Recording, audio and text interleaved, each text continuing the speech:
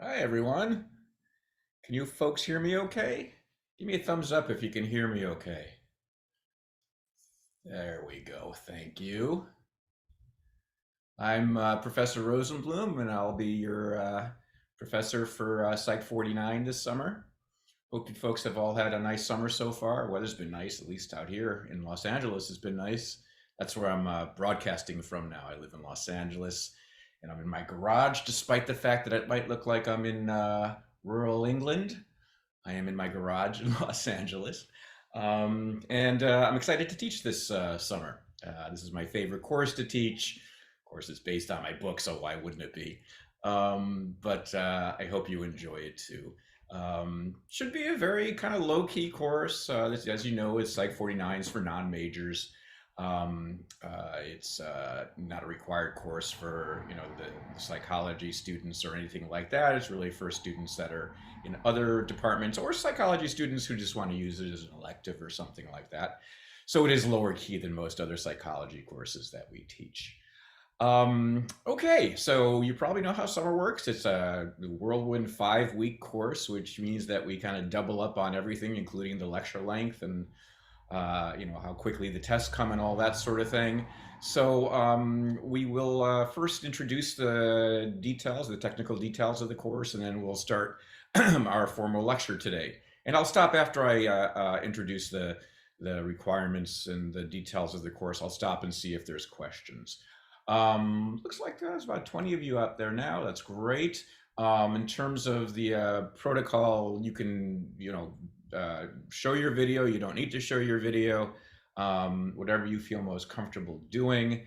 You can use the chat. Yeah, I think you use the chat for whatever way you want to use the chat. I think that since it's a small class, we can do that. Sometimes people prefer to do their chat questions or their questions using chat, in which case I like to reserve chat, not for discussion between students, but only between students and myself. But I think you can access that any way you want right now. Either way, you want to ask questions. If you want to raise your hand, if you want to interrupt, even, well, raise your hand, I guess, is probably better. And I have all of your images here on my second screen, so that should work fine. A couple of other quick technical things. I'm a little slow in getting everything up and running today. And so I have my microphone and an extra light actually in my office in Riverside. I will get them tomorrow. So by Thursday, the fidelity both in the image and the sound should be better, but hopefully it's okay. Yeah, actually, dimmer light makes me look better, I think. You can't see that I have a full head of hair. I don't know if you, yeah, it doesn't look like that on the screen. Anyway, and you'll be able to hear me better with the microphone. We find out that works really well. The course is recorded, so we are audio and videotaping this, as we will all the lectures, and then I will post the lectures onto a YouTube page, probably sometime the afternoon after each lecture. So those will be available to you, as are many other lectures from previous quarters that I've taught the course. So those are available too. Now I should say, I know what this is going to mean, of course, because the course is being recorded. A lot of you will choose to watch the videos after the lecture and not be present at the live lecture. However, you probably have heard this before from professors. If you haven't, I promise you it is true. Students who attend the live lectures do better in the course than students who watch the video. And I actually have a son now that's your age in college, and he says he certainly learns more in the live situation, even if it is a remote class like it is today. So you'll do better in the course if you come to the live lectures, and I encourage you to do so. You're not required to do so. I certainly, recommend, if you are unable to make it, that you do watch the video before the video of that day before the next class, so you have everything in order. The other thing I should mention is at least once a quarter something goes wrong with the video, and so we have no idea why. It's always something a little different. But it's very likely that one of the lectures this summer quarter, won't get recorded. In which case, you can watch an old lecture that will be available to you to kind of fill in things. But typically, in a lecture, I will introduce new material that wasn't presented in the previous year, so you might miss some information if, in fact, the recording doesn't work. That will be required on the exam. Okay, let's go through the first slide here. Let me share my slides. There I am. Okay, let me just reorient this a little bit. Hopefully you're seeing a slide now. Everyone seeing a slide? Yeah, hold on a second. Good.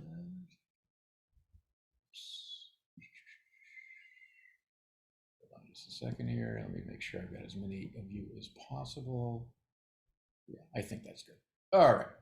So hopefully you're seeing a slide now with my goofy face. There's the detailed information about my office. Obviously you won't be coming to my office over the summer. You'll probably want to get a Zoom meet with me if you do want to meet with me. There's my email address. I'm happy to set up a Zoom meeting with you. But our TA is terrific this quarter. Is she with us today? I can't remember if she decided to attend. It wasn't a requirement. Joanna, are you here? No? Okay, no problem. She will be there tomorrow for your first section. She's got something really fun planned, and we'll talk about the discussion sections in just a second. Let me just shift some things around here. Good. Okay. Don't use my phone, office phone. I never check the messages. I should probably just take that off the slide. Email is best. But I want to tell you right off the bat that I know a few folks were interested in getting into the course because it was full. I can't do that. I don't know if they're letting people do the overflow. That's up to the advisors, I believe, in the psychology department. So if you have a friend or you yourself are interested in getting in the course, you're not officially registered, you'll want to talk to the psychology department advisors. Okay. This should say 2 multiple choice exams. Do you want me to switch it, or you want to cross it out yourself? For the summer, we don't do 3 multiple choice exams. We do 2 multiple choice exams because it's just too much, too quick in the summer.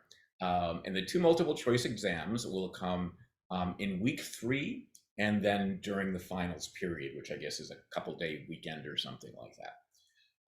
They are 60 question exams, more or less. It depends on how much material we get through for the midterm versus the final, that sort of thing. But they are simple multiple choice, well, not simple necessarily, but straightforward multiple choice with 4 questions. And I'm actually going to give you some examples of those questions later on today. It is an open book exam. Okay, so this is an online course, and I don't like the online monitoring. It seems very intrusive to me. So I just make it open book. You can take it at your leisure. There'll be a set time for you to take the exam, but you'll have at least a 2-day period in which you can take the exam during that set time. It's scheduled, so once you start the exam, you have to go through that period. You can't stop and get lunch or study more or something like that. You have to finish it within the set time, whether it will be an hour and a half or 2 hours or something like that. I'll let you know as we approach. Okay, it should be enough time to do the exam if you study, and that's something that's very important. A lot of people think since it's open book, you don't need to study. It does not work like that.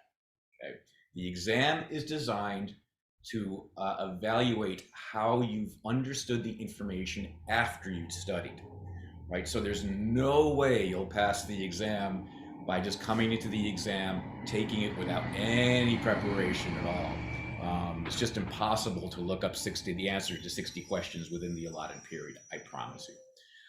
So what I recommend is you study as hard as you would for any closed book exam, and then when you take the exam, If there's some questions that you're unsure of, then you can look for the answers, whether it's in the book, whether it's in your lecture notes, whether it's in your discussions section notes.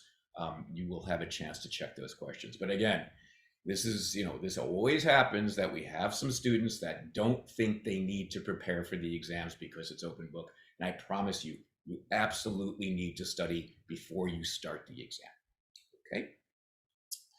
The 60 questions on each exam are based on material that I'm lecturing on, as well as the book. You'll see that I'm not able to cover everything in the book as well. And I should say there's stuff that will be in the lectures that will not be in the book. The book is now 10 years old, so I've updated things in the lectures. And then we have discussion section material that is neither covered in the book or my lectures that you'll also be tested on.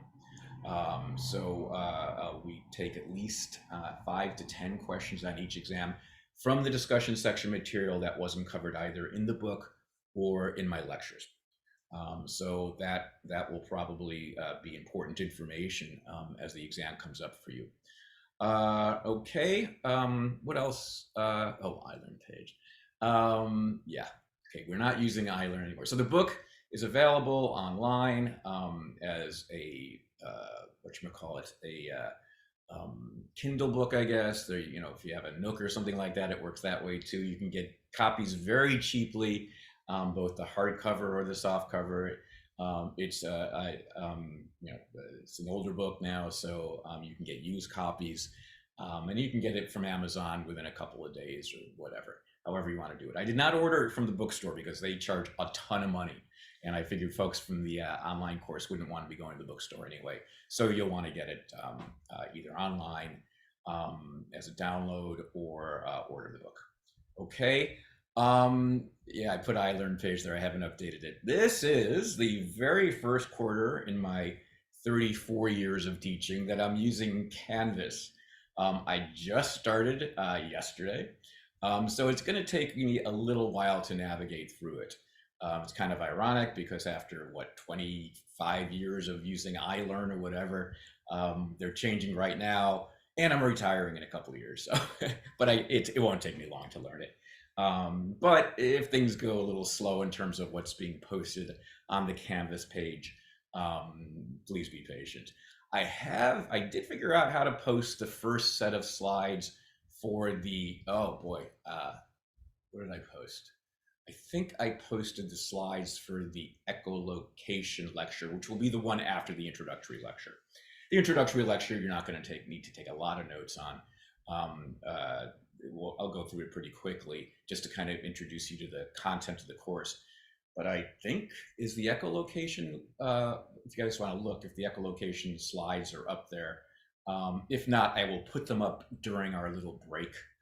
We will take a break, halfway through our 3-hour period to make sure you have them. And from then on, all the lecture slides, at least from previous year's lectures, will be posted before the class where I'm lecturing on that material, which means you will have the slides available to you in a PDF form if you want to take notes on them or something like that while I'm lecturing. Okay. I should mention that I do change some slides right before class, and I won't have a chance to post those new versions. So there might be some changes on some slides in each lecture from the ones that are posted, but I will then post those new slides later on if they're needed. Okay. So the other thing I want to say about Canvas is I'm not sure what's going on because the university is maybe short-staffed in the summer, but I asked all the materials for the course, including a few practice questions and other things related to the course, to be ported over from iLearn. We used iLearn in the spring for this course, and they haven't done it yet. So the stuff that I typically have posted by the first day of class is not available because I contacted them again this morning. Hopefully it will be later this afternoon. But there are some other things that I want to post that makes the course easier for you that they have not, for whatever reason, brought over from iLearn into Canvas yet. And by the way, we're not allowed to use iLearn anymore. I waited at the very last minute to switch to Canvas. We have to wait for them to bring over that material. Okay, I think that's it for the logistics of the course. Let me take a few minutes and see if there are questions. Let me here. I can stop the share. Okay. Who has questions about how the course works?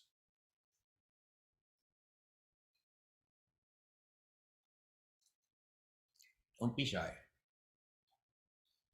Feel free to speak up. Anybody? Is there anything in chat? No? No? Oh, yes, Jacqueline raised your hand. Go ahead.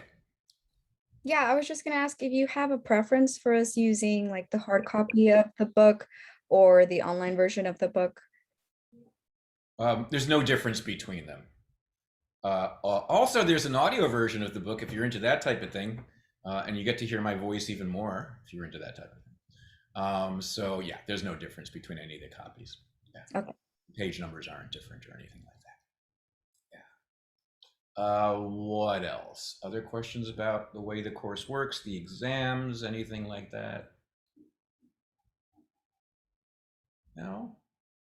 Okay. I'm sure you'll have questions as the classes go on. Um, so discussion section, or I guess your discussion section will be on Wednesday. I don't remember the time, but I'm sure you know it. Again, there will be material that Swan will be presenting at each section that is not covered either in the lecture or the book. So it is important. I don't know if she'll be recording her discussion sections. That's completely up to her. So you should certainly go tomorrow.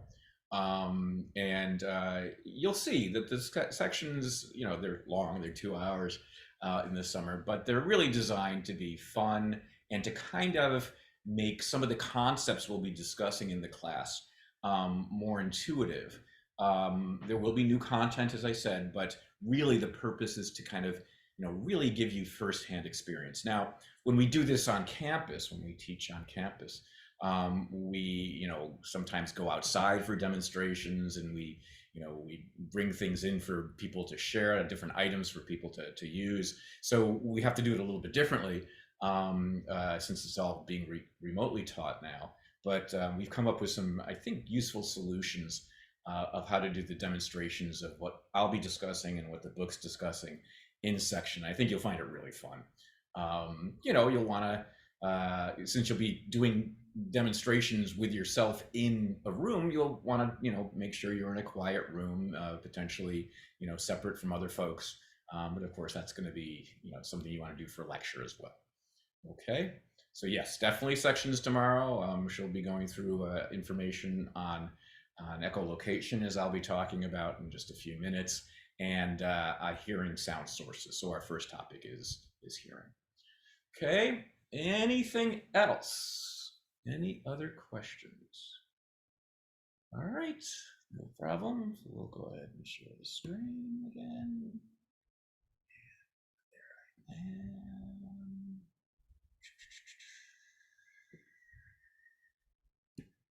Just a second. Oh, I know what I like to do. It's been a while since I taught online, lucky for me. But what I am going to do, how does this work? It is recording. I believe it. How does this work here? Yes. Okay.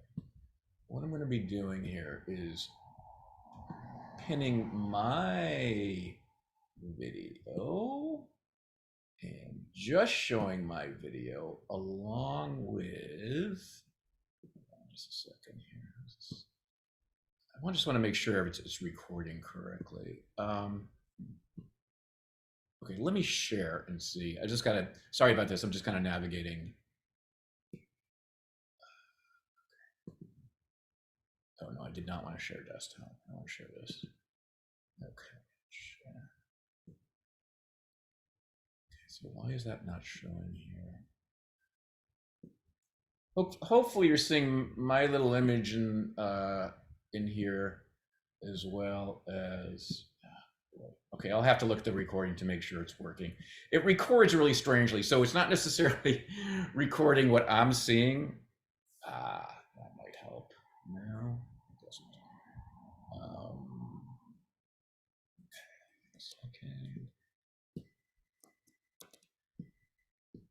All right, hopefully this is working. Hopefully you're going to be recording the slide in a big image and me in a small image, so you'll be able to see me lecture as well as hear me and also see the slides. And I'll check the video to make sure it works like that. I think I organized things right.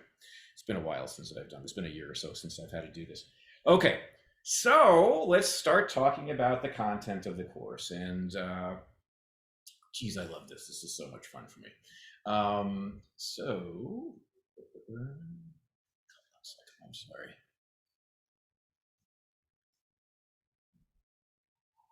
Yeah, here we go. Really, the point of the book and the point of the class is to introduce you to perceptual skills that you have that you're unaware of having. So, if you sit there and try to kind of introspect on your senses, you're introspective people, right? You're college students. Some of you are psych majors, and you're bright UC students. You introspect a lot, probably, and you can introspect on what you're experiencing right now in terms of your kind of superficial perception to some degree. Like, so, I'm looking around my garage here, and I have an experience of seeing objects in my garage. I'm hearing quiet things in this room besides my voice. I'm hearing there's a fan on in the room, that sort of thing. I just had a little breakfast, and I can smell the what was cooking. I can maybe taste a little bit. I lick my lips, right? And I'm touching this thing here. I can touch that garment I'm wearing, all that. And so those things are kind of readily available to consciousness if we draw our attention to it. But this class has to do with how the brain uses information that we're typically not conscious of. So we're going to be talking a lot about kind of unconscious experience here, which is kind of an odd set of terms, right? It sounds kind of like they contradict each other. Unconscious experience or unconscious perception, what does that mean? Really, all it means is that your brain is using perceptual information that you're typically not conscious about.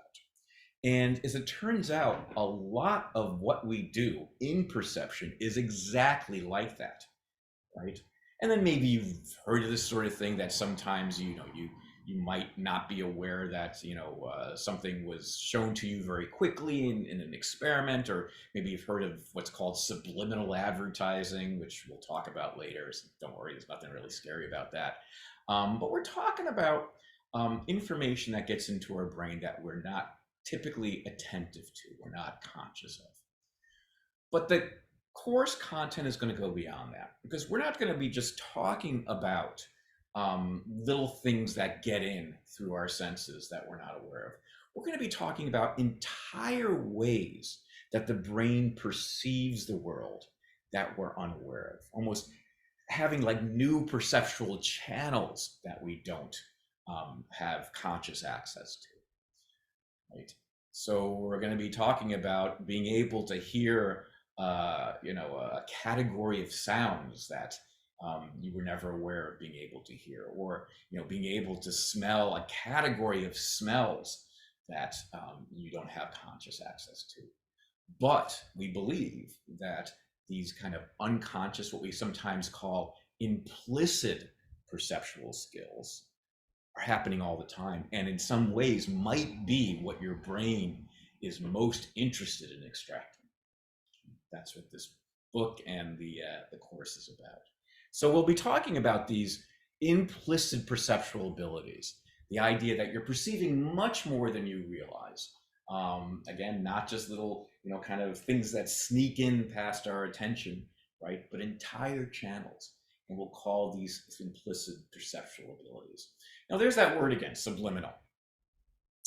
And I want to make sure that I define it here. We'll talk about it many, many times in the quarter, but I just want to make sure that nobody's intimidated by this term.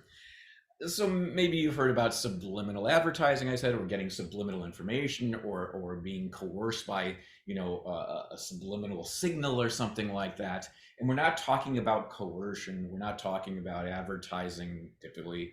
All we mean by subliminal is that this information is getting in below consciousness. Okay? Subliminal means below consciousness. Sub meaning below, liminal meaning what you're aware of. Okay? You don't need to know the technical Latin details on any of that, but I just want to make sure that the way we're using the term in this class is clear and doesn't have any kind of coercive sort of meaning attached to it. It just means we're talking about information and channels of perception that happen with us not being consciously aware of it. Whether it has any sort of coercive effect, we'll talk about, but you'll see, it's not something to be scared of. Some of these skills, in fact, many of these skills that we'll be talking about are things that we actually knew that animals have had, right? So the first thing we'll be talking about when we get into this material is echolocation. And echolocation, you might have heard, is something that bats do, right? They send out signals and wait for the signals to come back to their ears to determine where they are when they're foraging for things in the dark. Okay? We've known a lot about bat echolocation. But we don't know that much about human echolocation. We just know that it occurs and can be very, very precisely used, which is interesting. That's kind of our prototypic example of an implicit perceptual skill, as we'll see. And then you'll learn that, what dogs do. If you have hey, we should bring our dogs, it's a remote class. I think it's now expected that we all have to show our dogs or kitties at some point. So I'll bring my dog in next time if he's into it. Dogs and other animals seem to have a very keen sense of smell. They can track scents. They can, recognize other dogs, that sort of thing through scent. But as it turns out, we have some of that ability as well. So we're going to turn to our animal friends a lot in this course because for some of these skills, science knows more about how animals perform the skills than how people perform the skills. And we'll learn something about ourselves through understanding the brains and the sensory systems of animals. Okay? We'll spend a lot of time on this next point, which is most of the skills we'll be talking about can be improved. And this is really a cool part of the content, because you're going to learn that a lot of the skills that we have that are implicit, that we're not conscious of, with a high degree of attention, with a high degree of practice, are skills we can get better at using, which kind of gives us, this is where the superpowers come in, right?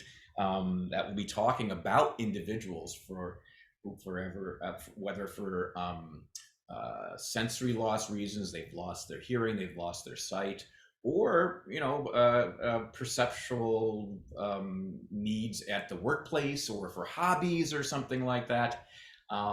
They've learned how to improve these skills. So we're going to be learning a lot about perceptual experts. And if you read ahead in the book at all, that's what the book is kind of driven by. By the way, that was my favorite part of writing the book, was being able to interview these really wonderful people about their perceptual skills. Whether it's the blind bicycle rider you're going to meet in just a second, or coffee specialist who kind of sells the most expensive coffee in the world and what he can taste versus what novices can taste, that sort of thing. A wine expert that can taste, all the nuances of different types of wines that most novices can't. These are people who have learned to heighten these skills, okay, because they've needed to. So we will learn about perceptual experts. And each chapter has a number of interviews with these experts, exposés on these experts that kind of drive the discussions of the science. That's some of my favorite stuff. And then finally, this is a college course, so it's it is going to be content learning, where we're going to have to learn some concepts about the brain, concepts about perception, and senses, and that sort of thing. Fortunately, we're going to be able to learn these things by meeting these individuals, these perceptual experts, and understanding the kind of unique situations that they behave and perceive in. But they're going to be able to exemplify some really important concepts in modern psychology and neuroscience and brain science. These things you've probably have heard of in the popular press, certainly neuroplasticity, the idea that our nervous system is always changing and is changing throughout our lifetimes. And, maybe this is old hat to you folks. You know that the nervous system, that your neurons, the way they connect, changes from experience throughout your life. But I got to tell you, for someone my age, when I was in college, they said, your nervous system, your brain is pretty much done growing and done changing by the time you're, I don't know, mid-20s or something like that. And, there are certain things that do kind of change. The major structures don't go through major changes, but boy, the changes that then occur after that period can occur throughout your lifetime. I'm 60. Okay. I have friends who have decided to take up new hobbies, from scratch in their 60s, learn to start playing piano or learning to paint, that, things that they've never done before. And I think, this is something, of course, older people have always done. But I think you're finding more people are doing it. More people are kind of opening themselves up to the idea of learning something new at old age, partly because of the general understanding of how the brain works through old age. And that is through, we continue to learn, we continue to grow, we continue to make new connections between cells in our brain. And that's a very encouraging thing. Neuroplasticity, what we know about neuroplasticity, it can, for the most part, be a very, very encouraging, kind of motivating sort of concept for people, especially as they get older. So we're going to talk a lot about neuroplasticity. We're going to talk about some of the, the technical details of neuroplasticity. And then we're going to talk about an important concept that kind of emerged about 10 years ago when I was writing the book, I guess more than 10 years ago, about 12 years ago, called mirror systems. And really what that has to do with is the brain science behind the fact that we're always going through some type of imitation with each other. People imitate each other. Now, it's a very subtle imitation. It's not the sort of imitation that you see on Saturday Night Live where comedians are imitating famous people, or maybe you did with your siblings when you were young. I know my two boys did this in the car typically, where they would imitate each other exactly like how whatever they said, the other one would say it, and they go back and forth until somebody got punched in the arm, right? We're not talking about that type of imitation. We're talking about kind of the implicit, the kind of much more subtle imitation that people do with each other all the time. So, we imitate each other's body language. We imitate each other's facial expressions in subtle ways. I mean, you don't always smile broadly when someone else is smiling at you, depending on your mood and that sort of thing. But there are certain aspects of your smile muscles that are engaged when somebody else smiles. And we'll learn that this subtle imitation that's happening all the time between each other actually has an important perceptual and social power to it. And we'll learn about how the brain has been designed to make use of imitation, to imitate first, and how to make use of imitation to fine tune the way we perceive the world and behave in the world. I think you find that really interesting. And then finally, one of the things I've always been interested in is how the senses work together. This book, you'll see, is designed based on, talking about the superpowers we have, first in hearing, and then in smell, and then in taste and touch and seeing. It is organized based on our five senses. But then when we get to the actual end of the book, the last few chapters, I talk about how the senses work together. I talk about the fact, I introduce that saying, The book is a lie. I shouldn't really have organized it the way I did because the senses never work alone and are always influencing each other. In fact, we now have an idea that the brain actually doesn't care very much about which sensory system it's getting its information from. Right? It doesn't care whether it's hearing or seeing something about speech in an interesting way. It doesn't care whether it's seeing something about the size of the room we're in or hearing something about the size of the room we're in. Yeah, the information goes through the eyes versus the ears, and that's very true. But when it comes to how the brain is using that information, it doesn't really matter. In fact, we used to think that the brain was kind of divided up based on the senses, right? That we had a visual part of the brain, we had an auditory part of the brain, and we still do talk about the visual cortex, the auditory cortex, that sort of thing. But we now know that those terms are probably not that accurate because we can get the visual cortex to light up to modulate its activity based on what we hear. And we can get the auditory cortex, the auditory region of the brain, to light up and change its behavior based on what we're seeing.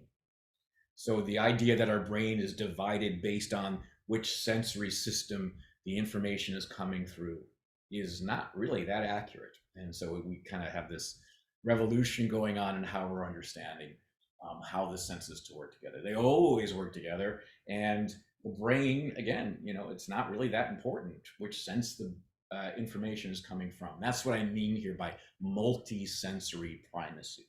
That's how the brain is designed around multiple senses in each of its regions. Okay.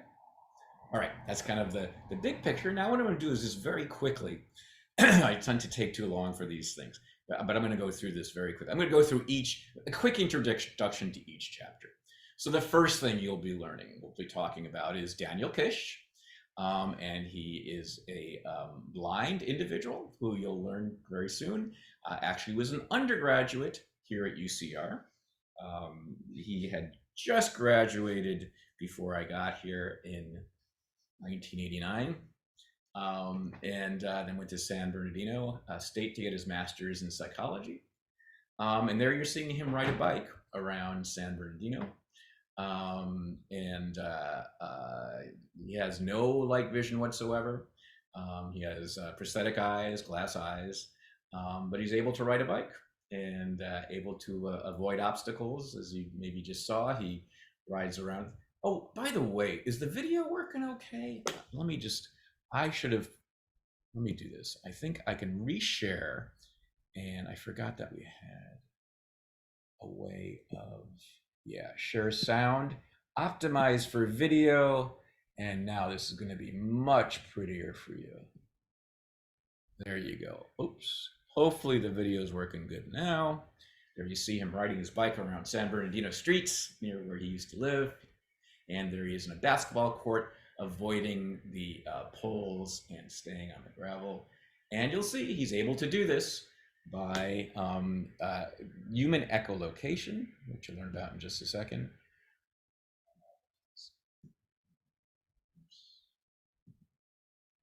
Big there. Hopefully that'll look okay. Video. And we'll learn the way he does this. And it turns out the way he does this is actually similar to how bats do it. So we'll talk a little bit about that. Then we'll talk about the fact that you do it. And there we have a photograph from an experiment we did in my laboratory many years ago. I think can't remember when it was published, but it was probably early 1990s. And you're seeing somebody out on campus. It's actually, if you know campus well, it's right near the biology building.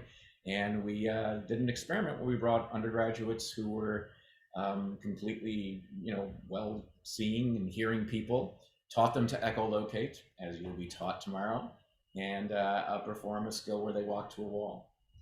So, what do we learn from these things? You use sound like bats.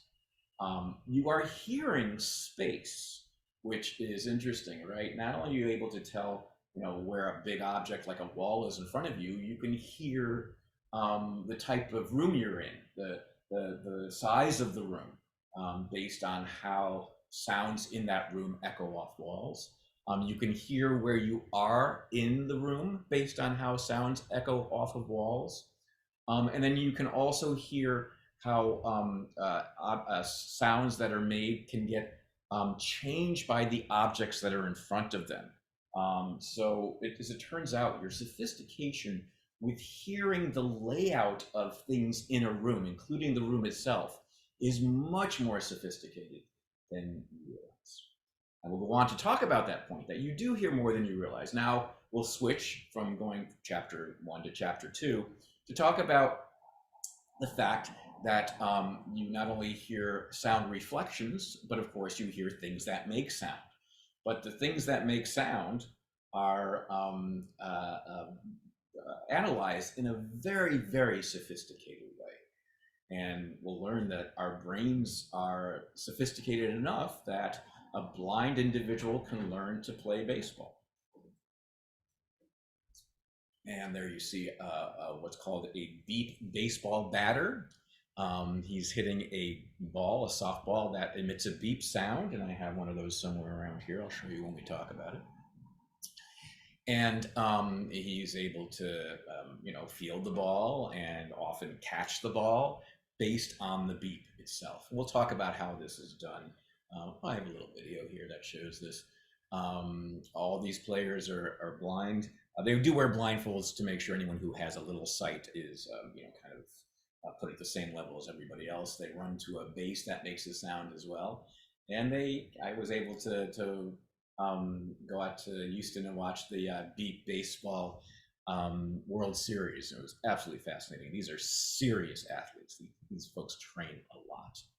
And so what we'll learn is, in fact, that our brain is especially good at hearing things that are approaching us or that we are approaching. And there's some interesting practical ramifications I'll talk about when we go through this in a second. But what I like to say, it's kind of a fancy kind of science fiction-y way of saying it, is that you hear the future. And really what that means is that you know when a sound source will be at your position for some time before it gets there. You can anticipate. When I say you hear the future, is that you can anticipate the location of things that are making sound as you move towards them or as they move towards you. That's what I mean by hearing the future. It's just kind of a flashy way of saying it because I was supposed to be writing a flashy book. But we'll see how your brain is sensitive to those sort of sounds. It's really interesting. Then we'll move on to other things that will be discussed, I believe, in your sections tomorrow, certainly in the book, that you can hear the shape of things, meaning that you can hear when something is hit by, or if something is an object that is not on its own something that makes sound. If it is vibrated by being hit with a mallet or something like that, you can tell something about its shape just by the way it vibrates. Okay? And then we'll talk about one of my very favorite subjects, which is music. Boy, I wish I could have spent more time on music. I'm a musician myself, currently in 2 bands. Music's always been a very important part of my life. But we're going to learn that the music research has been really interesting over the last 10 years because there's been a lot of work to show that you don't need to be a trained musician to have a very sophisticated analytic brain when it comes to music. You're hearing a lot more than we used to think non-musicians can hear. So I assume some of you have some musical trainings. Many of you probably don't. But if you're an avid music listener, if you listen to music, nearly every day or every other day, chances are your brain is really sophisticated as you're listening. You're hearing things you probably don't realize you're hearing when it comes to the rules of music, themes and variations, and how music so quickly, efficiently, and profoundly can reflect things like mood and metaphors and things like that. So we'll talk about those aspects also, about what music means. And then we'll move to smell in chapter 3. And as I said, you smell like a dog. And we won't have a chance to do this because it's the remote class this summer. But if you were taking this on campus, you would have a chance to go outside and do some scent tracking on the lawn in front of the psychology department. That's what you're seeing there. She is scent tracking a rope that has been soaked in peppermint oil. And basically, we kind of we take our students out, we twirl them around, and then have them try to find the rope, and then the rope is kind of staked down into the ground at different angles, and we ask students to follow the rope just by using their nose, and they can do it. And they do it in a very interesting way, as you'll learn. They do it by using the fact that they have two nostrils. Now, you probably have never thought about this before. Why do you have two nostrils? Well, it makes your face look even, right? We look funny just with maybe one big hole in the middle of our heads, but it's more than that. We have two nostrils in a way, in the same way we have two ears and two eyes, in that whenever you have two inputs like this, it helps us perceive space more accurately. Now, I apologize if you're hearing a lot of background sound. That's the garbage truck. I'll give it a second.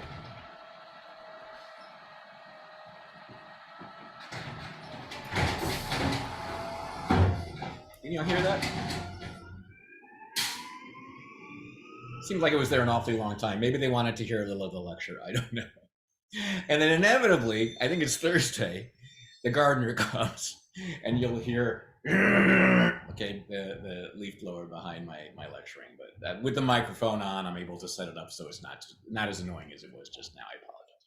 Anyway, this is really profound, this idea that we have two nostrils to help us smell the location of things. We'll talk about the details of that when we go through the lecture, but I found that just absolutely fascinating. And we'll talk about the sort of experiments that have been done to demonstrate that, how the brain uses the fact that we have two nostrils. It's really interesting. And then we'll go through a whole bunch of other things that I think you'll find very, very interesting about being able to recognize the smell of people in our family, people that we have a romantic relationship with. And you'll learn that we can, in fact, scent track. We use two nostrils. We can recognize people, as I said. And then beyond that, we can recognize people going through different, I guess, metabolic phases in their day or month or year. We can recognize when a woman is in her fertile period by smell. We can recognize whether somebody has genetic compatibility with us, which we'll talk about. That would, of course, genetic compatibility would potentially allow for healthier offspring. And symmetry, which we'll also talk about. I won't go through details now. And then finally, we'll talk about, I think, one of folks' most interesting, one of the topics that folks find most interesting in scent, and that is emotion. And I think we've all had the experience of maybe, I don't know, walking through a mall or something like that, and either smelling a perfume, cologne, or maybe some cookie smell or something like that, where not only is it pleasant, usually, and it's interesting, but it actually brings back some memories. Remembering something about your grandma's kitchen when she cooked cookies, remembering something about a significant other who used to wear the same perfume, that sort of thing. There's an emotional component to those memories that's very interesting. We'll talk about why that happens and how that happens. You're going to find, I think, that the way it happens is very surprising. That first chapter on smell will be mostly about conscious smelling. So the fact that, we'll be talking about instances where you're aware of smelling something and what we can do with that awareness, including, recognizing people and that sort of thing. But then we will talk about our ability to smell things unconsciously. And this is where I think things get super interesting with smell. When I wrote the book, I do research on hearing and seeing and how hearing and seeing is integrated. And so I didn't know very much about smell or taste or touch. And when I started reading about the smell research, the most recent smell research, when I was writing the book, I just got overwhelmed with how cool this stuff is. Smell is the bomb. And much of this ends up having to do with unconscious smells. So you walk into a room and for the first time, and you maybe smell, if there are people there, you smell perfume, deodorant, shampoos, or something like that. Maybe if something's cooking, you smell that. But very soon, you become kind of what they call scent blind, smell blind to those things, right? People don't smell if there's an odor inside your own home. Become unaware of it until somebody comes over and say, it's time to clean the litter box or something like that, right? And that's adaptive in some ways, right? We don't want to have to smell the litter box all the time. But even though you're unconscious of those smells, your brain is constantly analyzing smells, including those that are not available to your consciousness. And it turns out that that unconscious process of smelling does some very sophisticated analyses over that smell input. We'll learn about the fact that your behavior can be subtly changed if there's an undetectable odor of a cleaning fluid in a room. If you're exposed to the smell of a fearful person, a person that's, going through something a little scary, like a kind of scary roller coaster ride, if you're exposed to that smell, it's going to kind of put you in a tiny bit more of an alert state than if you're not exposed to that smell. Okay? You'll learn that you smell, you can have your sense system is working while you're sleeping, and that can actually be sometimes integrated into your dreams. I don't know if that's ever happened to you, where maybe it's early in the morning, somebody's made coffee and you dream about coffee, and then you wake up and realize it really was that scent there. We'll talk about that. And then we'll talk about something you've probably heard about before, which is the fact that women who cohabitate tend to have their menstrual cycles sync up after a few weeks. And as it turns out, that comes from our sense of smell as well, even though we're typically not aware of that. Almost always not aware of the smell that's getting in. So we use subliminal odors all the time. You can smell fear and danger when people go through a scary situation, but you're unaware of that smell. It just changes how you might react to something that's a little startling, as we'll see. The odor of others can affect your mood and potentially arousal. And we have to be very careful here because we're going to talk about pheromones, which you may have heard about as a way that might change your arousal state. But you'll see it's much more subtle and complicated than is typically discussed in the popular press or any sort of advertisements you might see for something like that. So the odor of others can affect your mood and arousal to some very, very subtle, but consistent degree. Cool. Then we'll move on to taste in chapter 5, I believe, and we'll learn that your tongue, actually, when it comes to tasting, yes, it's an important organ. Of course, you can't taste a lot of things if your tongue isn't working right. But a lot of what you experience comes through other senses. Oh, something you could hear. Stop this. Okay. That's going to be a video you're going to see when we talk about this in some detail, showing that your sense of sight is an important determinant of what you're tasting, as is your sense of sound.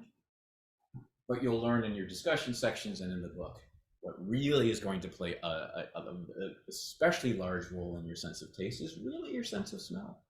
And for those of you, that have had COVID, for a lot of folks that did affect their sense of smell, and that was also reflected in their lack of kind of a vivid sense of taste while that happened. If you have a cold, you know that your sense of smell isn't working great. You know that things don't taste as good as they usually do. And we'll talk about how important smell is to your sense of taste. But it's not just smell, as it turns out. It's also what we're seeing and what we're hearing, what the texture is. Oh, I think our gardener's coming now. I guess he wanted to demonstrate his sound as well. Okay. Anyway, sorry about this. Once I have the microphone, things will be better sound-wise. Um, but not only is I would say this, your sense of taste is probably the sense that is most directly influenced by the other senses.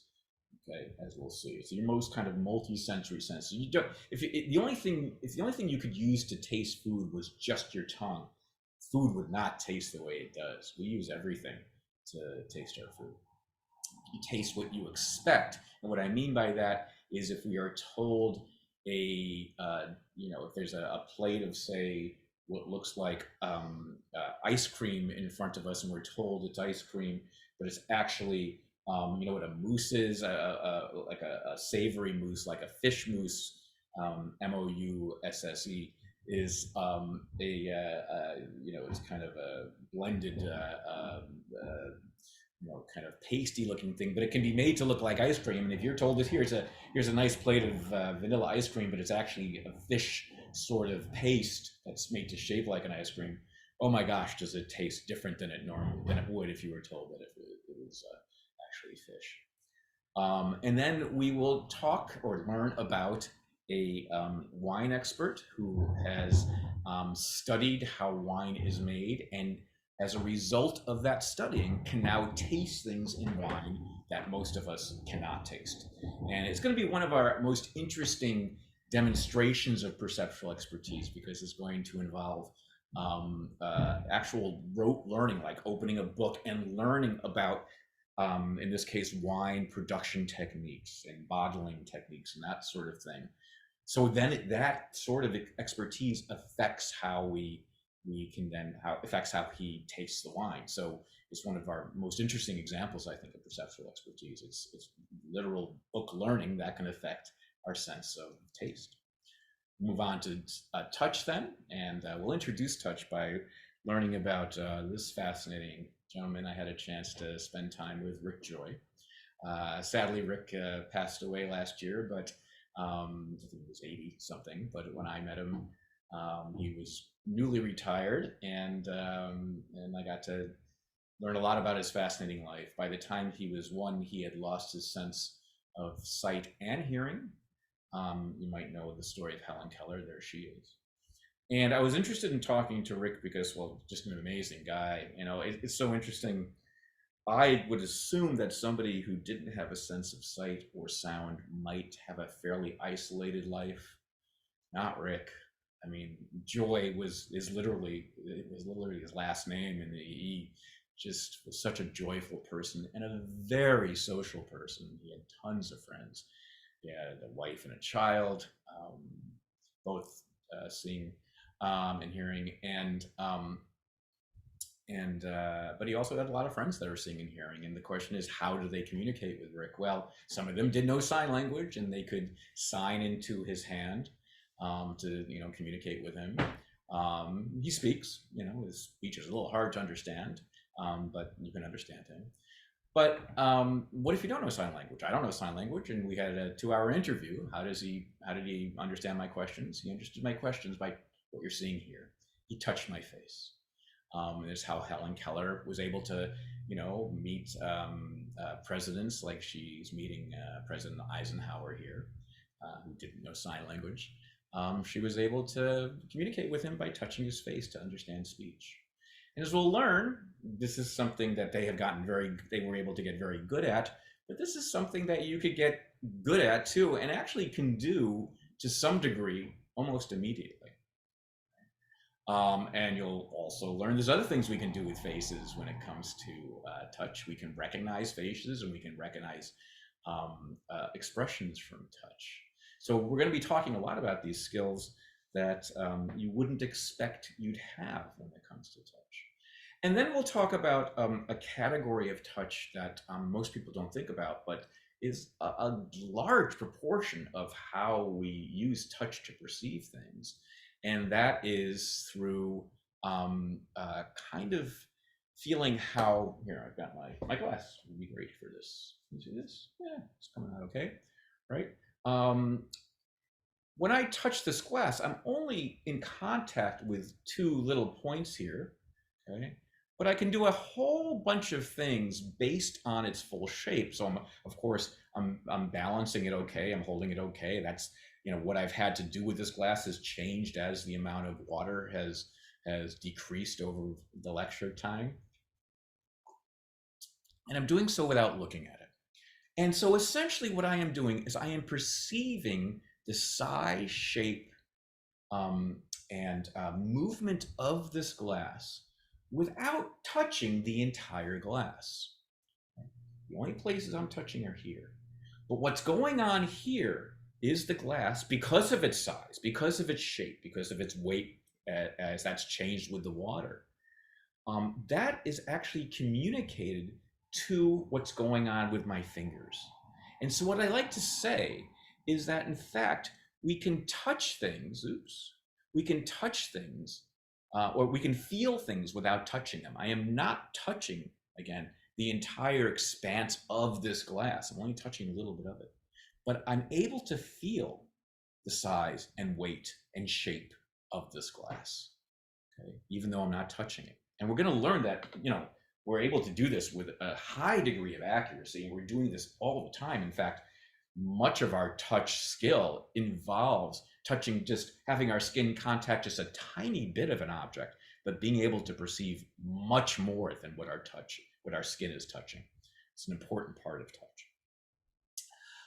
Then we'll learn how we use tools to be able to touch things. Whether it is something like a pen or a stylus or something like that.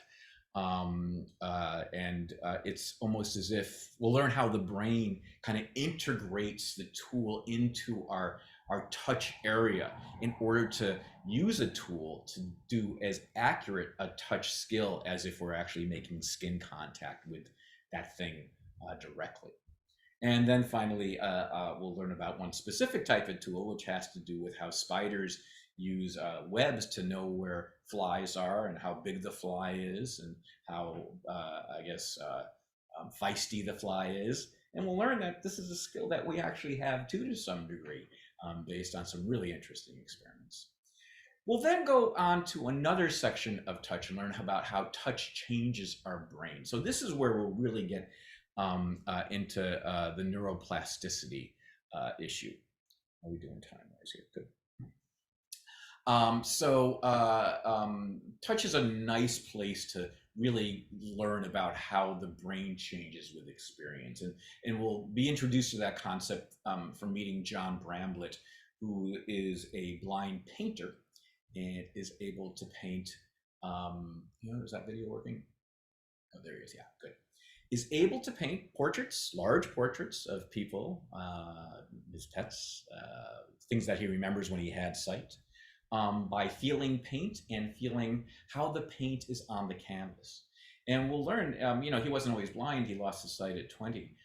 His experience was able to change his brain, to induce neuroplasticity, so he improved his sense of touch in really interesting ways. So you'll learn that if one does lose their sight, that area of their brain, then that vacant area that's no longer used for sight, will in fact help with their sense of touch. It will improve. This is a kind of neuroplasticity that involves, kind of the senses helping each other when a sense is lost. It's called cross-sensory plasticity. We'll learn other examples of this. I won't go through the details, but there's devices for the blind to use their tongue to perceive space. But then here's where we'll learn the most about neuroplasticity. We'll learn exactly how your brain changes as we have experiences of touch like John Bramblett has. We'll learn the mechanics of how short-term plasticity then induces long-term plasticity. And then we'll learn how all these things bear on an interesting phenomenon that you've probably heard about before, called phantom sensation or phantom pain, where an individual's had an amputation and still has some either sensory experience in the lost limb or sometimes pain in the lost limb. We'll talk about how our understanding of neuroplasticity has helped both our understanding of what's going on with these individuals and therapeutic techniques to help these individuals. And then finally, we'll learn about neuroplasticity can depend not just on our experience over a long period of time, but also on how we attend to that experience. It depends on what you think. Then we'll move to vision, and we have a chapter on face perception, which is one of my favorite chapters. I love how the brain uses faces. We'll be introduced to this concept by learning about pretty well-known phenomenon you might know of if you're a gamer, called the uncanny valley. I won't get into too much detail now, but you might recognize this image from a popular movie. I think it's on almost every Christmas season now. I guess it turned out to be, to have some longevity, which I'm surprised at because I find the characters in the Polar Express to be super creepy, like this guy. And we'll learn about why they seem super creepy. And then we'll learn that it has to do with how the brain perceives faces and how picky it is with perceiving faces. And I was very fortunate when it came to this part of the book to interview an individual who had just won the Academy Award for being able to kind of solve this problem to some degree. So he was able to animate a face in a movie called The Incredible Life of Benjamin Button or something, I can't remember the exact title, where he was able to animate a face using computer animation of Brad Pitt, so it didn't have this creepy quality, but instead really looked like Brad Pitt. And we'll talk about how he was able to do that. We'll also learn about how our brains are so sensitive to the details of the face that we actually can use facial information that is just involved with movement to recognize people. We're going to learn how our face speciality, the fact that our brain is so sensitive to faces, is partly related to the fact that we use our own faces to perceive the expressions of other people's faces. And this is where the imitation component comes in. We'll get into some detail of that. We're going to learn this thing that sometimes people find a little, I don't know, troubling. But you've been told not to judge a book from its cover, not to judge people from their appearance, right? You learn that from your parents, from school, from church, or whatever. But our brains can't help but make certain judgments about people based on their faces. And sometimes when it comes to judging personality from just seeing a face, we're not too bad at it. We'll talk about the limits of that and all that, but I think you'll find that very, very interesting about how that works. And then we'll talk about attractiveness in faces and how that potentially can provide information about reproductive potential.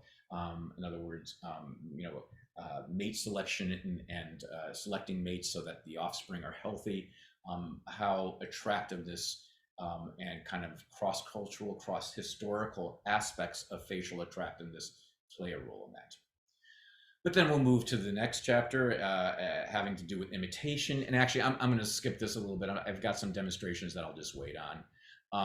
But one thing that we'll be talking about is the imitation of gaze. Our attention follows the attention of other people, which is part of how sleight of hand magic works. That's what that demonstration is about. When the magician looks to his left hand or her left hand, right, the audience might not literally move their eyes there. They often do, but not always. Okay, the attention of the audience does, though, even if your eyes aren't necessarily moving there. We'll talk about how we can separate the eye movement from attention. So he's making the audience attend to his left hand as he does something sneaky with his right hand. That's what I was able to interview the magic teacher at the Magic Castle, and that he was very, very forthcoming about how sleight of hand magic works that way. We'll learn a lot about it. We'll learn about how imitation helps us interact with people, how this imitation tendency, and a lot of this imitation, again, is very subtle. We imitate tiny little pieces of other people's behaviors. Typically, they go completely unnoticed. but our brain is doing this imitation, and it potentially has the utility to improve our interactions with people, as well as improve our ability to see nuances in what they're doing. We become better perceivers from doing this imitation. And we'll talk about how that ability works deep in the brain, that our brain is always perceiving other people by making use of how our own actions might imitate that person, even if the imitation never occurs. So it's as if our brain is always going through a process of imitation, even if our body isn't going through that process of imitation.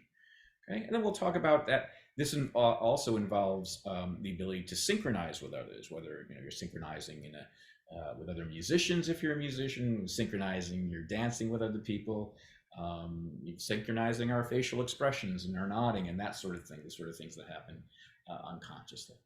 Okay, we'll then move on to multisensory perception, and there's 2 chapters on that.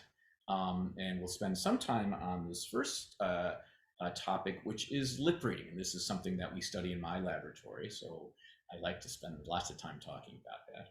And it's interesting, I used to have to convince people that we all lip read. We're not great at it. It's not like you can watch CNN and turn off the sound and know what somebody is saying if you're not deaf and have experience lip reading. It's hard to do that. However, we do always use information that we see on a speaking face to help us understand what somebody is saying. And a lot of us now, I used to have to convince people that, a lot of us now have a better intuition about that it is harder to understand people when you can't see their face speaking because of quarantine and COVID and people wearing masks.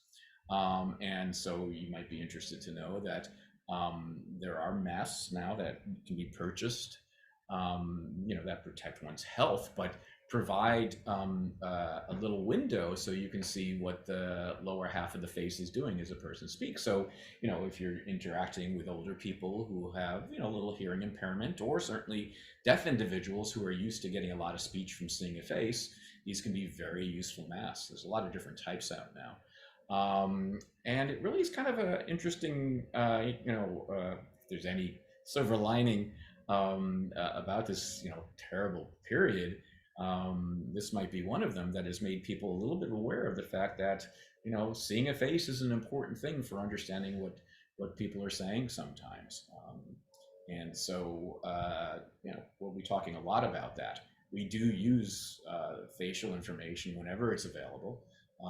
And it does help us hear speech in noisy environments and restaurants. Certainly, I know that restaurants were the most obvious example for me. When a waiter would come over and tell us the specials in a noisy restaurant and had a mask on, oh my gosh, it was very hard for me to understand. I don't know if you found the same experience, you found to have the same experience, but holy cow,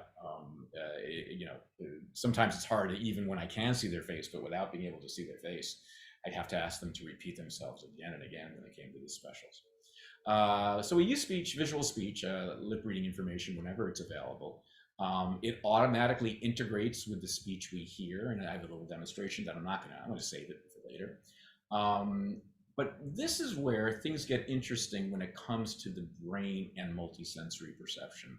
Because what you find is even though we're not great lip readers, those of us that can hear well, we're not great lip readers, when we are looking at a face and trying to lip read, the parts of our brain that are responsible for a sound get activated.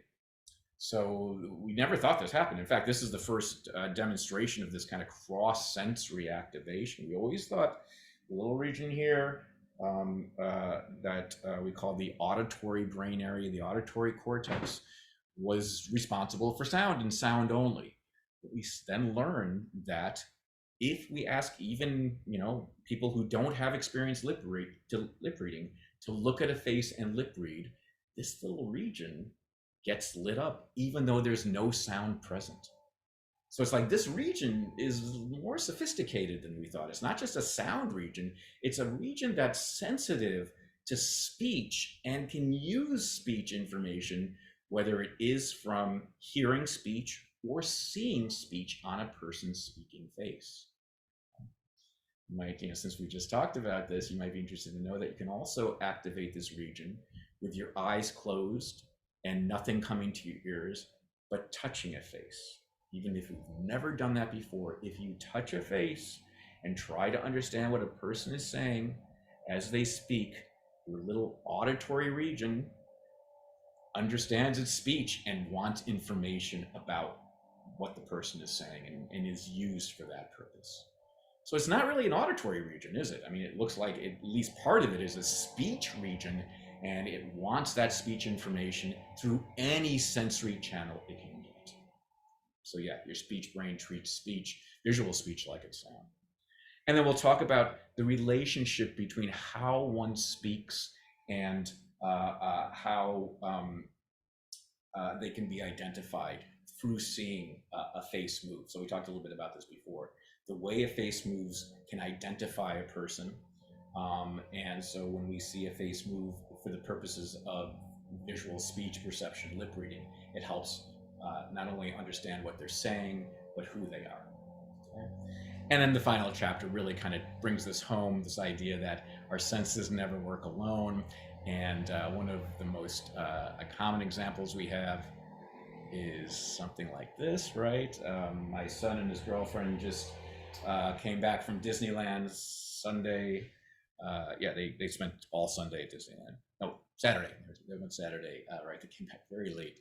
But we talked Sunday morning, and they love Star Tours, which is one of these motion simulator rides.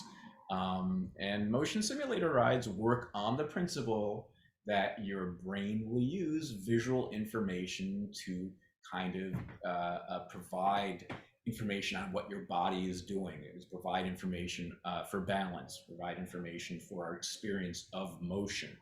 And it is a very effective way to do so. I mean, as I look at this, I feel, if I'm just looking at a tiny little square here on the screen, and my belly goes up a little bit when that roller coaster goes down the first hill, right? So this is a kind of a more kind of flashy example of this, and I was able to interview folks who design these motion simulator rides and the kind of principles they use to make them most effective. Okay, and we'll talk about the research that's done on this too. And then we'll find that even things like standing still, which you would think would just really involve balance or your sense of touch or something like that, is making use of all your senses all the time. And then we'll talk about the different types of perceptual information we can get from multiple senses. So this was something I didn't know until I wrote the book. A person's visible attractiveness is correlated with how attractive the sound of their voice is, as well as how attractive their scent is. So a more attractive a person that would be considered to have a more attractive face would also be considered to have a more attractive voice and a more attractive scent, even though those things are perceived separately. So let's make sure we're clear here that you just see a group of faces, you align them from most attractive to least attractive, and then you hear a group of voices and you listen to them and say, okay, this person has the most attractive voices.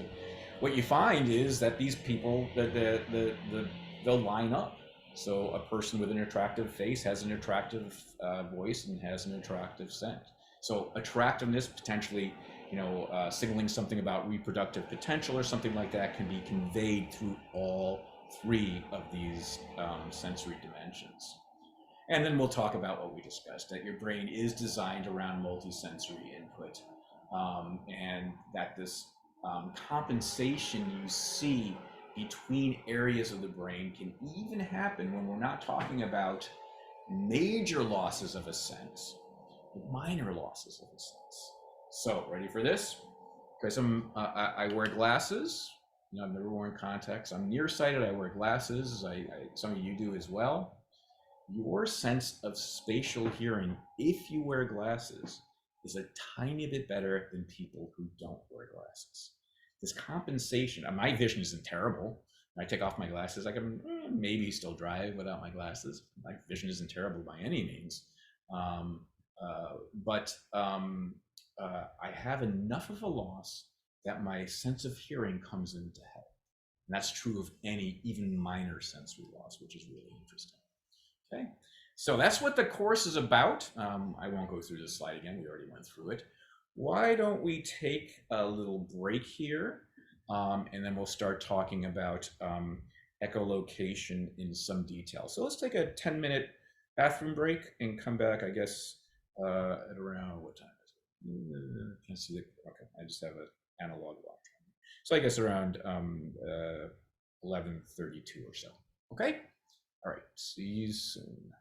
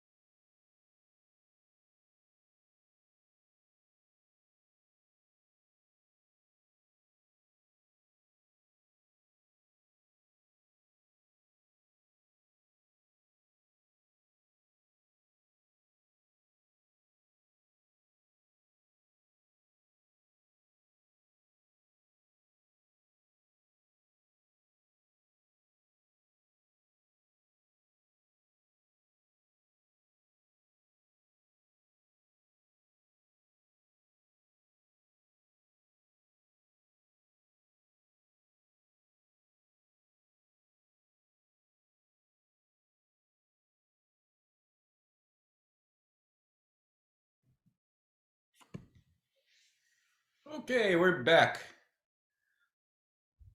How's it going? Any questions? Let's see if we got some questions here. Any questions? If you feel more comfortable doing it in the chat, that's fine. You know. All right, no problem. Hold on just a second here. Let me get everything ready to go.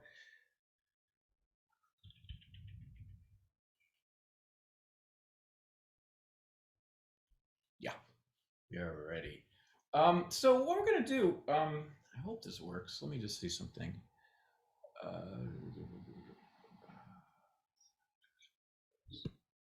Yeah, good, it's gonna work. Okay, so we are going to, I'm going to start this lecture on human echolocation.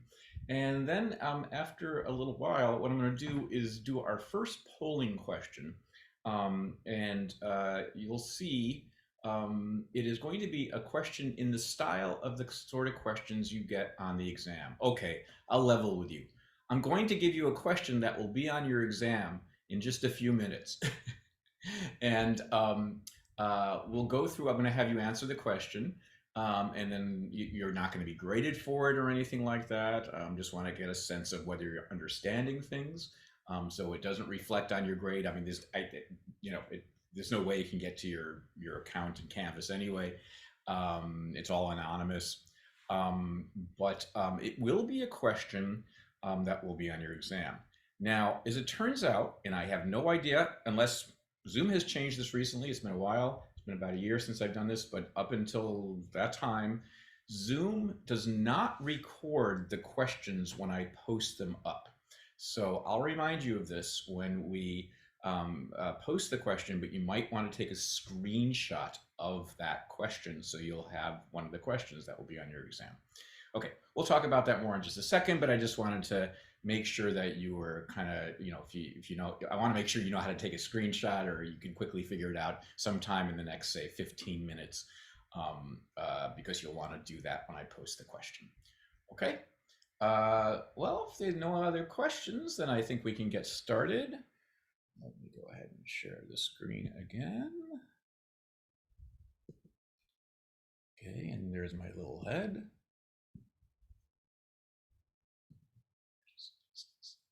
All right, cool. So we're going to start talking about this human echolocation that I've been alluding to a little bit so far today. What I'd like to do is give you a little history on this. This is how it worked. Originally, there was some anecdotal information. What I mean by that is, oops.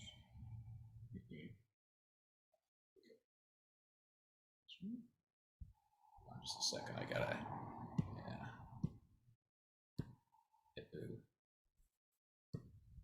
there it is. There was some anecdotal information from blind individuals that they were able to stop before they got to like a wall or a doorway or something like that, without using their cane, or they're touching it or anything like that. So they'd be say walking down a corridor, maybe walking outside, and when they came to a door, they would be able to stop. They'd be able to know somehow that there was a large surface there, and they'd be able to stop before they got there, so they could then navigate the doorway, whatever they needed to do. Or it didn't even need to be a doorway. It could be just a big wall outside, and they would know they got to the wall of a house, the wall of an office building or something like that, and stop before they got there. And then, people would watch them be able to do this and say, yeah, this is amazing. They're able to do this without any sight whatsoever.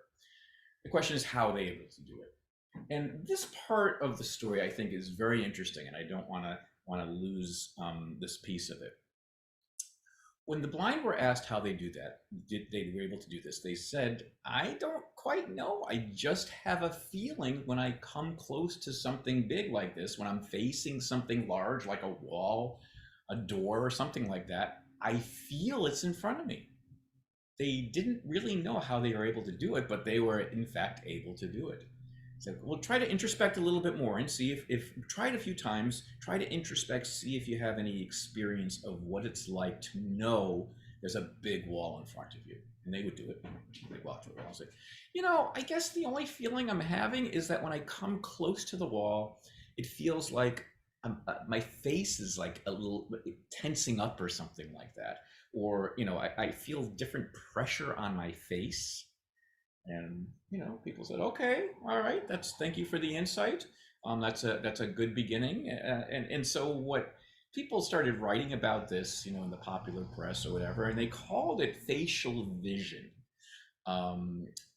which is really, as you'll see, is kind of misleading.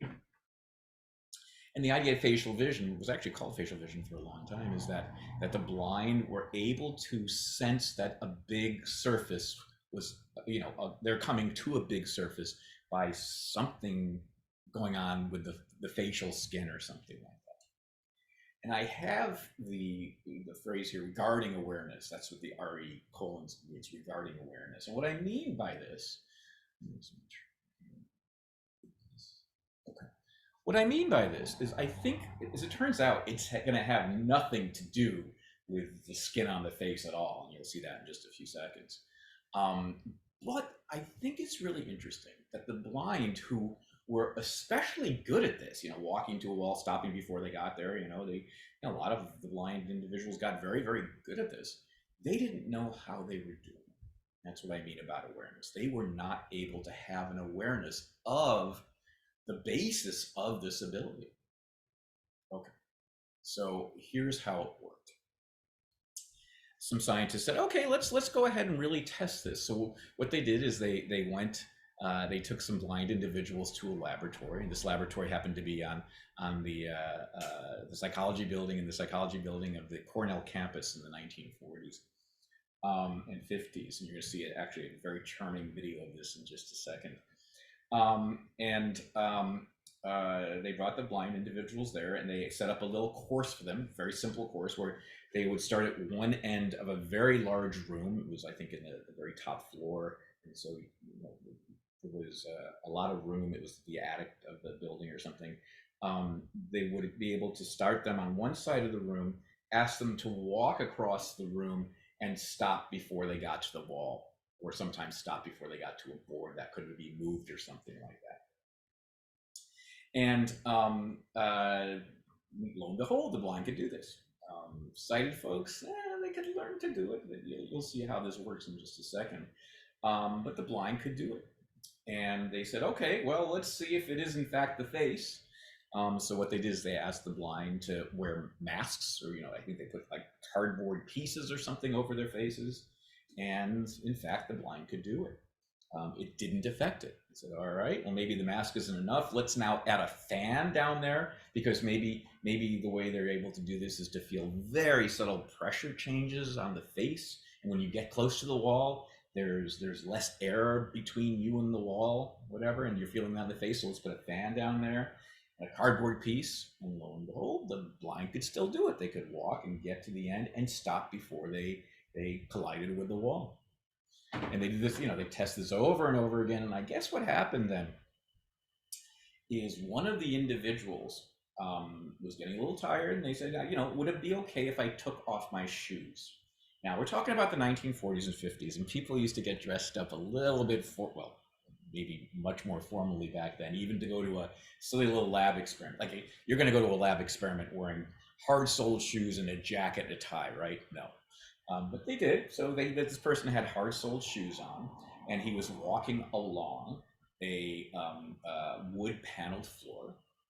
And you can imagine that walking, the sound of the person walking made some sound.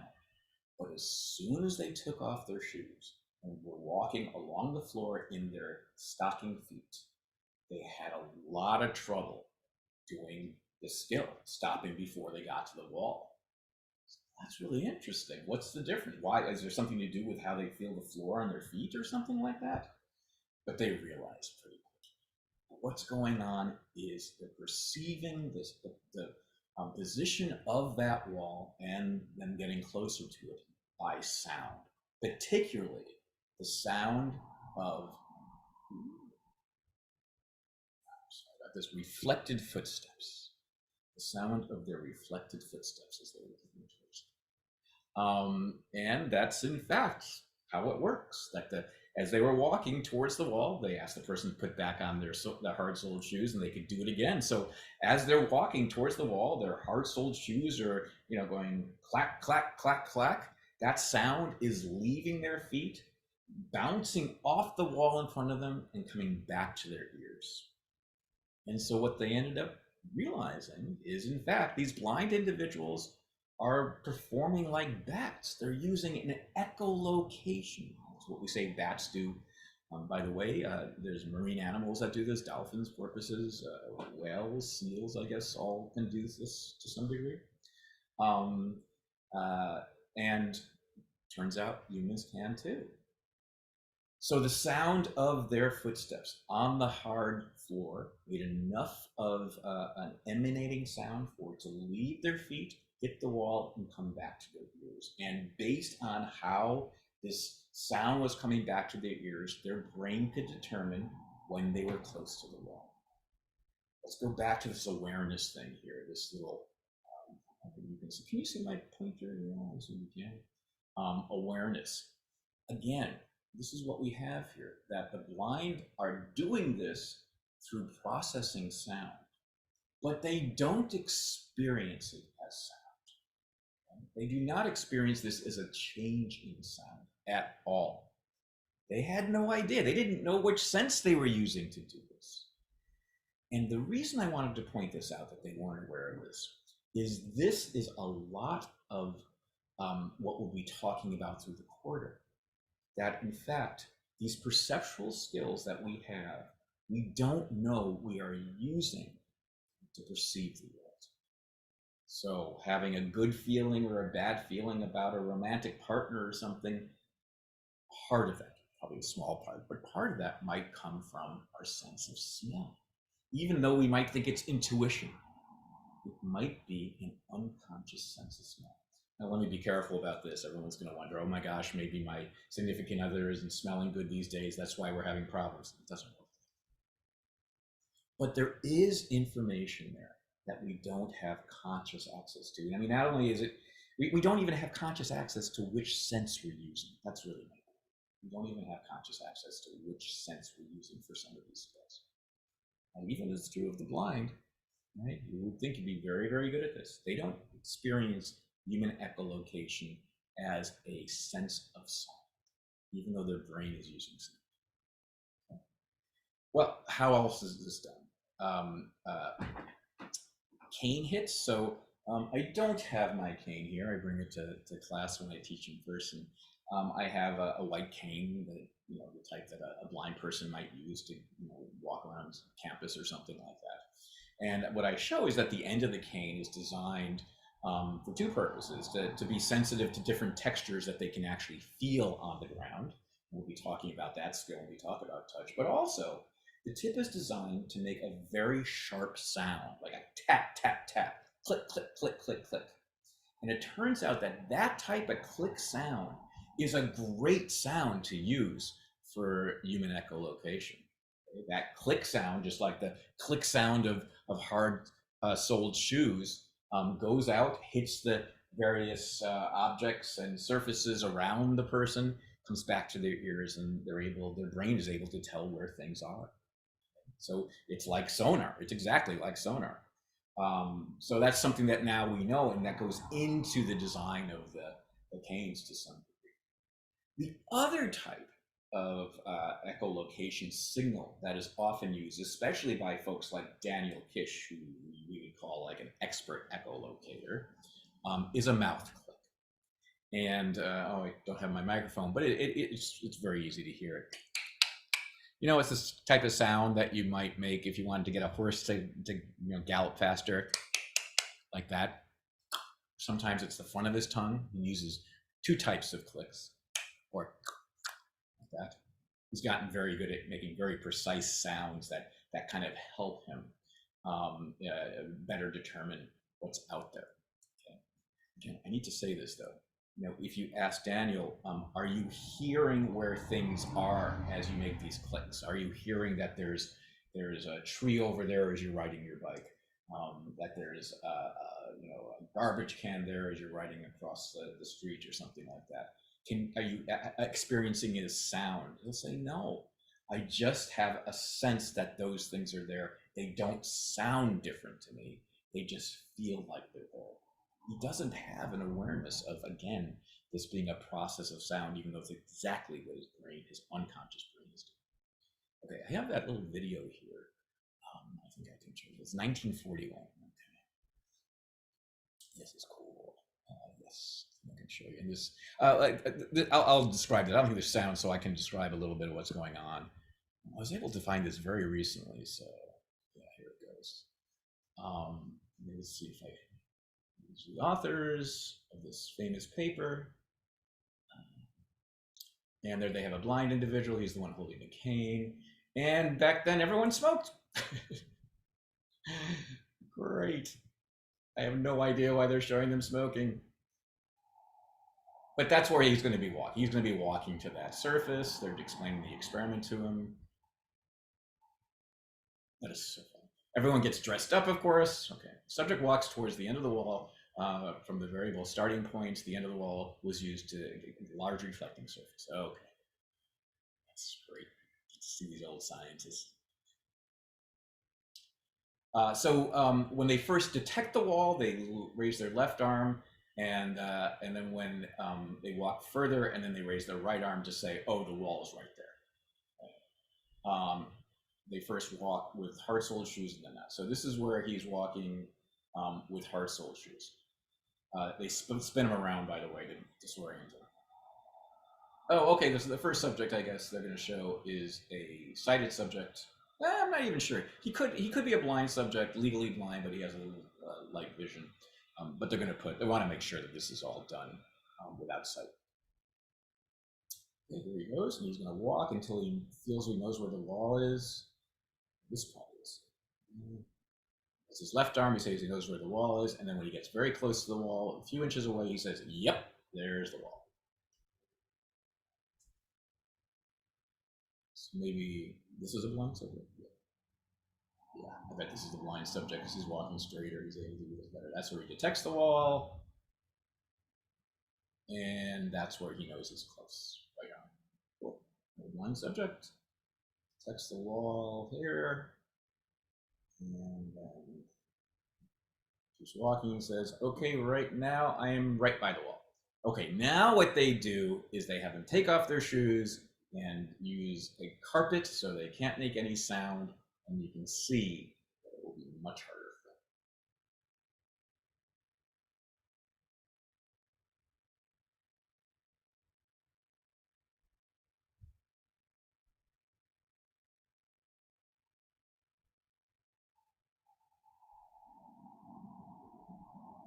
I'm not sure why they're using the tape measure. Oh, no, I got taking off his shoes.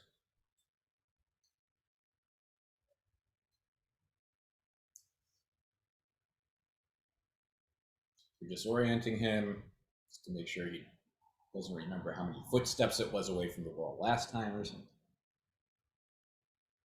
I was walking together, right? Okay. Where does he detect the wall? Let's see. There, it takes him a long time to detect the wall, and he actually has to get so close to the wall, he probably is actually touching it a little bit. So his ability to detect when first detect the wall and then know when he's right before it is severely hindered when he doesn't have the sound of his reflecting footsteps.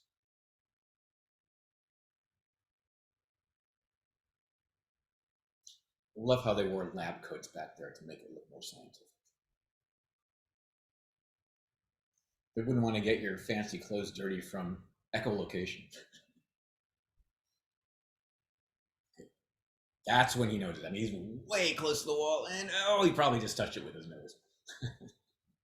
So it is a much, much harder task when you can't hear the your own footsteps. I don't know if we need to see this, but I'm kind of enjoying this. So let's see what it looks like. They use a masonite board now. Shoes on, sighted subject. Okay, here's some sighted subjects. And we'll talk about sighted subjects in just a second.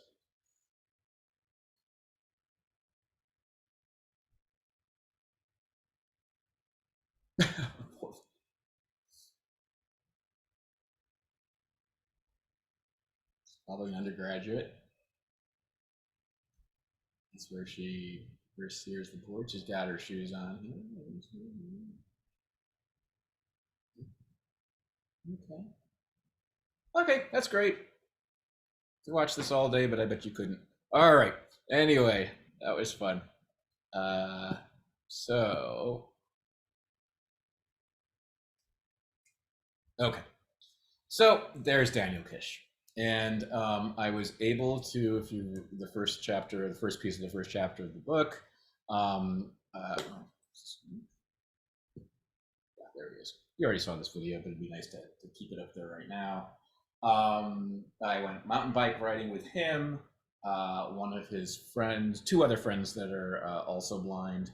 One, Brian Bushway, who actually has gotten to be a better bike rider than Daniel. Daniel was a little out of practice when we went out, and Brian, I think Brian's also, he was a younger guy, was in his 20s, and just was fearless. He was just riding circles around us all the time, clicking.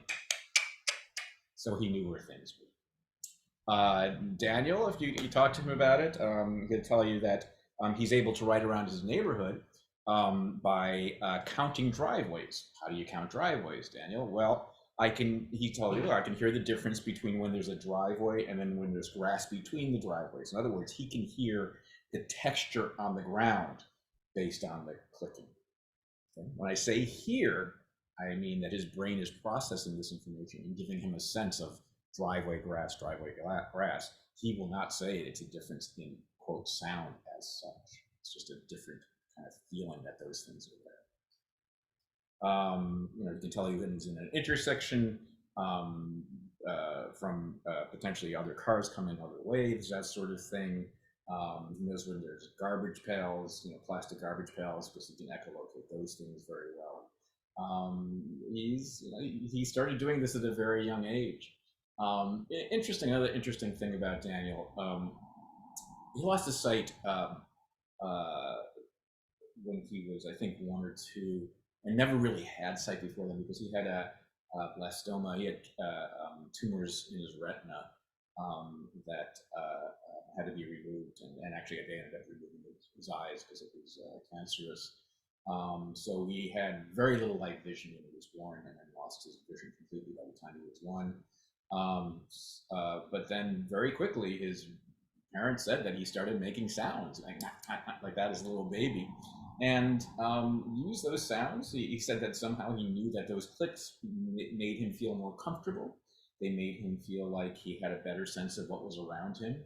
But he didn't know it was really related to anything perceptual, anything that his brain was doing with sound, until he took a class at UCR as an undergraduate and learned about human echolocation. He said, "Oh my gosh, I've been doing that all my life, and this is why I can mountain bike, and this is why I can hike and lead hiking expeditions with other blind friends. I'm using human echolocation." So his entire life until he got to college, he was using the skill without knowing that it was a skill that his brain was doing that involved processing sound, which is just amazing. Again, having to do with awareness. But that's the skills Daniel has. Let me take a couple of seconds here to see if anyone has any questions about Daniel, about his life or his skills or anything like that.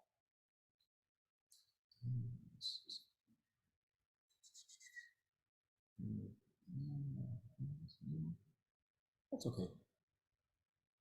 That's all right. Okay, so let's go on, and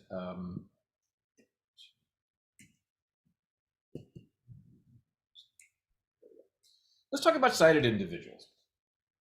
Let's talk about you. And as I said when I introduced this, this is something that you can learn to do and will learn to do tomorrow. We ran this experiment many years ago outside the biology building. It was a nice little grassy area. And we asked subjects to walk to a wall. We first taught them about human echolocation. We told them what the story was. And really, it's sometimes hard to convince people that it's real because they've never heard of it before and they don't think they have this skill. But we asked them to walk to the wall while they made a sound and stop right before they got to the wall. And there were people there to protect them. So when they were first starting out, we made sure nobody collided or anything like that. But what we found is very, very quickly people are able to do this. Certainly within 10 or 15 minutes of practice, they're able to do this. We did things like move the wall at different distances, so we knew they couldn't do this by counting footsteps. Interesting, when we asked them to make a sound, we told them about Daniel Kish and the fact that he clicks with his mouth like that. And we said, this is a really good sound to use if you feel comfortable doing that. And if you don't feel comfortable doing that, you can sometimes, it can be useful to make a shushing sound, like shh, shh, shh. That can be a good sound too. But most people didn't feel comfortable doing that. What they would do is say a word like testing, hello, hello. We had one guy that kept on saying, I feel stupid, I feel stupid, I feel stupid. And it didn't matter really. I mean, as long as they're continually making a sound, it seemed to be able to be enough of a sound that they could echolocate the wall and stop before they got there. So you'll learn a little bit more about our specific experiment tomorrow. But this is something that we could have you do, and we'll do hopefully a little bit tomorrow, even though you're not on campus. Okay, but what else can sighted subjects do?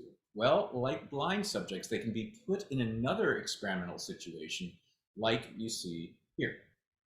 So this is the same lab. Looks like we've got different experimenters in new lab coats. But this is the lab from Cornell. They had people sit in these cases and then put objects in front of them. They had looks like there's a disc there being suspended by string. They had, I think, 3 different shapes. They had a disc, they had a square shape, and a triangle shape. They put them at different distances from the person. They could shift them back and forth on a cord. They had discs and squares and triangles of different sizes, and they could use they had different material of these objects as well. They had one made of wood, I believe, one made out of metal, and one that was covered in carpet. And they would, place these in front of people and ask them to judge these different dimensions. And actually, I think I forgot to put up on the slide that they asked them to judge the distance of the object, the shape of the object, and its size. Okay, so not just distance, but also size, and its texture. Is this the piece? Is this a disc that has carpeting on it? Is this the disc that's made out of metal? That sort of thing.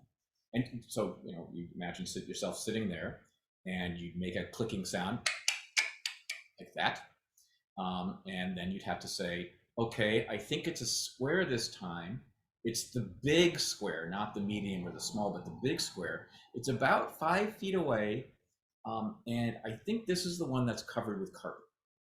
And they'd have to give all those sort of judgments on each trial of these experiments. And, they weren't perfect at it, but they were better than chance. They were better at doing this than if they were guessing, which is pretty amazing. Now, a blind person could come in and do this pretty well. I mean, Daniel Kish would probably really excel at this sort of experiment. But sighted folks like you and me could sit down and with some practice, maybe an hour of practice, getting feedback on which the shape, whether we were correct or incorrect, we'd be able to do this at better than chance levels, which is amazing, because this is a skill that I think probably most of you before today even knew you had. But not only can you determine that you're coming up to a wall, you can determine whether an object has a certain shape, a size, a distance, and it has one of 3 textures at least. Okay? You'll learn tomorrow about whether we're better at this when we're moving or standing still. We'll be talking about that tomorrow in discussion section. Any questions about this? Anytime, just raise your hand or chime in. It's no problem. So what we're going to do now then is, now that you know what can be done both by sighted and blind echolocators, we're going to talk a little bit about the type of acoustic information, the type of sound information that seems to be useful for echolocation. This will help us understand the skill and help us understand how the brain is able to perform this skill. Okay. So whether you're stationary or moving, this information would be available to you. So, whether you're moving towards the wall as you're walking, like you saw the video before, or standing or sitting still, like here, this is all information that would be available to you. So let's go to this. Information for echolocation. This is available for both stationary and moving listeners. What type of things are available? So let's talk about this. Let's try and make this as intuitive as possible. You probably understand that I have some screens in front of me. What's the best way for me to do this? Okay, let's do it this way. I think let's pretend this is a wall, and my hand is a wall. Let's do it this way. When I click, when I make my sound, a click, it leaves my mouth, goes to the wall, and comes back to my ears. That's kind of the principle of echolocation here, right? That's what that bat is doing with the mom. Right? Doing it very slow motion, happens instantaneously, but very slow motion. Here comes the sound, goes to the wall, comes back to my ears. All right? Cool. Now look what happens as I now get closer to the wall. Same thing. Okay, put myself back here and realize I'm not in frame. Goes out, hits the wall, comes back. Versus goes out, hits the wall, comes back. The time it takes the sound to come back will be dependent on how close I am to the wall. Very obviously, right? I'm far away from the wall now. I'm very close to the wall now. Back really fast. And we know that is one type of information the brain can use to determine how close it is to a wall. Okay, so basically it's the time delay of the reflected sound. How long does it take for the signal to come back after it's bounced off the wall? Versus, again, I'm slowing this way down. You know that sound is going to come back, virtually instantaneously, but our brain can actually measure that difference up to a degree. What do I mean by that, up to a degree? It can resolve that, for example, this delay, okay, is a little bit longer than this delay. But when I get really close, and I'm going to have to rescale things here, when I'm within 2 meters of the wall, my brain doesn't have that ability to kind of measure that time difference. Okay? So this time delay Q, we'll call it a Q now, this time delay Q is really useful for the brain for echolocation, as long as it's not within 2 meters of the wall. When it gets that close, it doesn't have the time, the ability to resolve the time differences that well. But when I'm far away, it can do so. It can measure that time difference. The brain can measure that time difference. Okay. And still, people can echolocate within 2 meters of a wall. So we'll have to get back to that in a second. But before we do, let's talk about another one. What happens when I echolocate back here?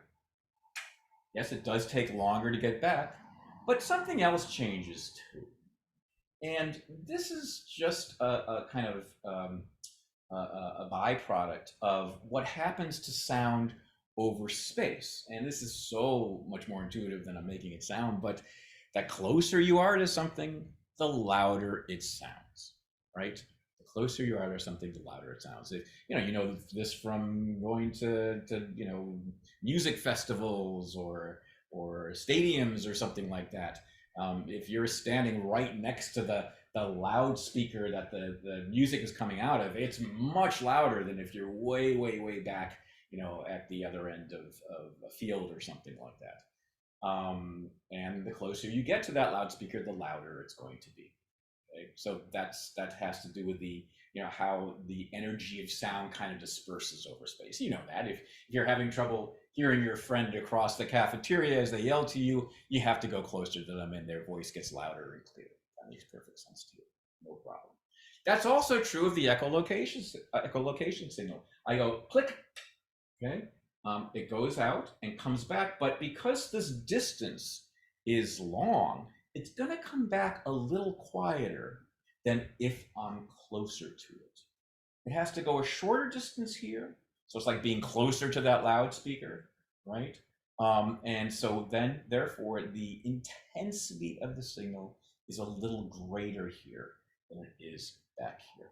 So that's called what we call the intensity ratio. And what we're talking about here really is the ratio between the sound I'm making and the sound that's coming back. If I'm far away, okay, the sound that's coming back is quieter, much quieter than the sound I made. If I'm close, though, it's going over a much shorter distance, the sound that's coming back is not too quiet, much quieter than the sound, the emitted sound I made. And so that's what we're talking about here. The ratio of the emitted sound, click, coming out of my mouth, to the reflected sound that's coming back. Is it that much quieter than the emitted sound, or is it really not that quiet relative to the emitted sound? That tells the brain how close we are as well. Okay, does that make some sense? I want to make sure that people are following this. Okay. All right. How useful is that? I mean, we talked about before that time delay cue is useful, but only up until you get about 2 meters away, and then the brain can't really measure those differences in intensity, or I'm sorry, in delay. The same thing is true with intensity. When you get within 2 meters away of a wall, okay, your brain can't use that in relative intensity anymore. So 2 meters of a wall, that's probably like right here or something like that. Okay. At that point, your brain really doesn't have the measuring ability to really tell the differences in the returning sound relative to the emitted sound. So, based on what it says there about being these cues only working when you're further than 2 meters away of the wall, we can certainly echolocate when we get close. I mean, you saw people get as close as possible to that wall, and certainly at the end there, before they hit the wall, before they stopped before they got to the wall, so they were doing so within 2 meters, so they were still able to echolocate when they were closer than 2 meters. How are they able to do that? It's another cue that's used by the brain. And it is a cue that goes by a name that I personally think is awful, because it really isn't a very good description of what the sound is, but it's the one that is in my book. It's the one that, if you decide to go out and study echolocation, you'll need to know it. It's called ripple noise pitch. That's the name, so you can write it down. But let me explain it to you. I think the best way for me to explain this to you, and this is I really wish I had my microphone here. I'm going to get a little closer, I think, to the computer's microphone. The best way for you to do this is to, in a second, do what I'm going to be doing here, which is to put your hand out in front of your face and make a shushing sound, shh, like that. And as you're making the shushing sound, bring your hand close to your mouth slowly and then away. So let me do it first, and you can try it.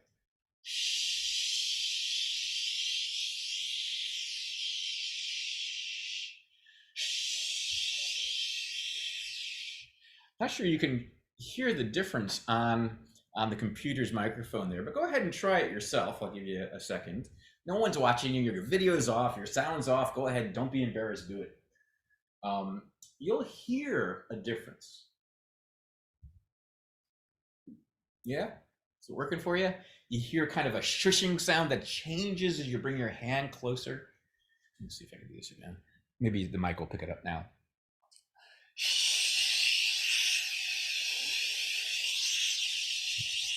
Kind of sounds like it's getting a little bit, I don't know, brighter and then duller and brighter and duller while I do that. Okay. That is the cue of ripple noise pitch. That's really functionally what it is. Now, it's never that obvious, right? You never make a sound when you probably aren't making that type of sound when you're echolocating. And even if you were, okay, it really wouldn't be that conspicuous, right? But that's kind of a very, very exaggerated version of the type of cue I'm talking about. And what I'm talking about here is basically when you're bringing your hand in as you make that shushing sound, you're changing the pattern of outgoing and incoming waves so they interfere with each other differently. They interfere with each other differently. Here, let me get this down. I can get this down here. So we're talking about interference patterns, basically, between the sounds that are leaving your mouth, the emitted sounds, and the sounds that are coming back from the wall, the reflected sounds. Okay. That changing pattern of interference is going to be what's telling the brain where the wall is, especially when you're within 2 meters, when you're getting close. You know, the way I like to explain this, so you have a better kind of picture of it, is using these kind of water diagrams that I have on here. So I like to think about myself taking a bath, like I do every night, and I like to take a bath with my rubber ducky, as I know many of you do. And what I really enjoy is, before I take my bath with my rubber ducky, I fill up the water, nice and good, nice temperature, so both me and the ducky like it. And then I take my ducky, my favorite part, I take my ducky and I drop it right in the middle of the water of the bathtub. And then I love to watch what happens with the duck. Because what happens is, where I dropped him, right at that spot, waves will leave his little ducky butt. More than his butt, they'll go everywhere, right? Where the duck is bouncing, these waves are going to go out. And here's my favorite part: the waves hit the side of the bathtub and come back in towards the duck, right? That's what this is showing right over here, right? The waves are leaving the duck butt, hitting the wall of the bathtub, and now coming back to the duck. And that's where the ducky gets the best rise. Like, wahoo! I'm a crazy wave riding duck, right? And so what's going on there is the waves leaving the duck when it hit the water, okay, are emanating out, and then they're bouncing off the walls of the bathtub and reflecting back, like the sound reflects back, right? And there's an interference between the waves that are leaving the duck and the waves that are bouncing back to the duck. And that interference pattern is what turns out to be important for sound when we're echolocating within a close distance. You know, I just like telling people about my rubber duck story, but you get the concept, right? That's wave interference. And this is what's happening essentially when you're going to shh. The interference pattern is changing. Your mouth is the rubber duck. Your hand is the side of the bathtub. Okay, essentially, functionally. Shh. And that is what the brain is using. Now, the sound is never that loud. It's never that conspicuous or anything like that. We're talking about very subtle little differences in sound. But that wave interference is how the brain is using echolocation at close distances. So when I'm far away, when I'm, say, 6, 8, 10 meters away from the wall, my brain's probably using the delay of the sound as it comes back, maybe the intensity of the sound change relative to my emitted sound. But then when I get really close, there's a kind of a switch that my brain does where it starts concentrating on another type of acoustic information, which has to do with how the wave patterns are changing with each other. Now, I want to say something that's not in the book, and it's not actually on the slide either, but you're going to experience it tomorrow. And that is this. When you get very close to the wall, frankly, within 2 meters of the wall, that's when you're really going to experience your facial vision. That's when all of a sudden you have a sense, my gosh, there's something really large there. You might think I must be seeing a shadow or something, but even if you wear a blindfold, you still have that experience. There's something large there. Okay? My experience that is I feel something tense on my face. I feel pressure on my face or something like that. It's not what's going on, right? You're being kind of misled by your brain. That's not what's going on.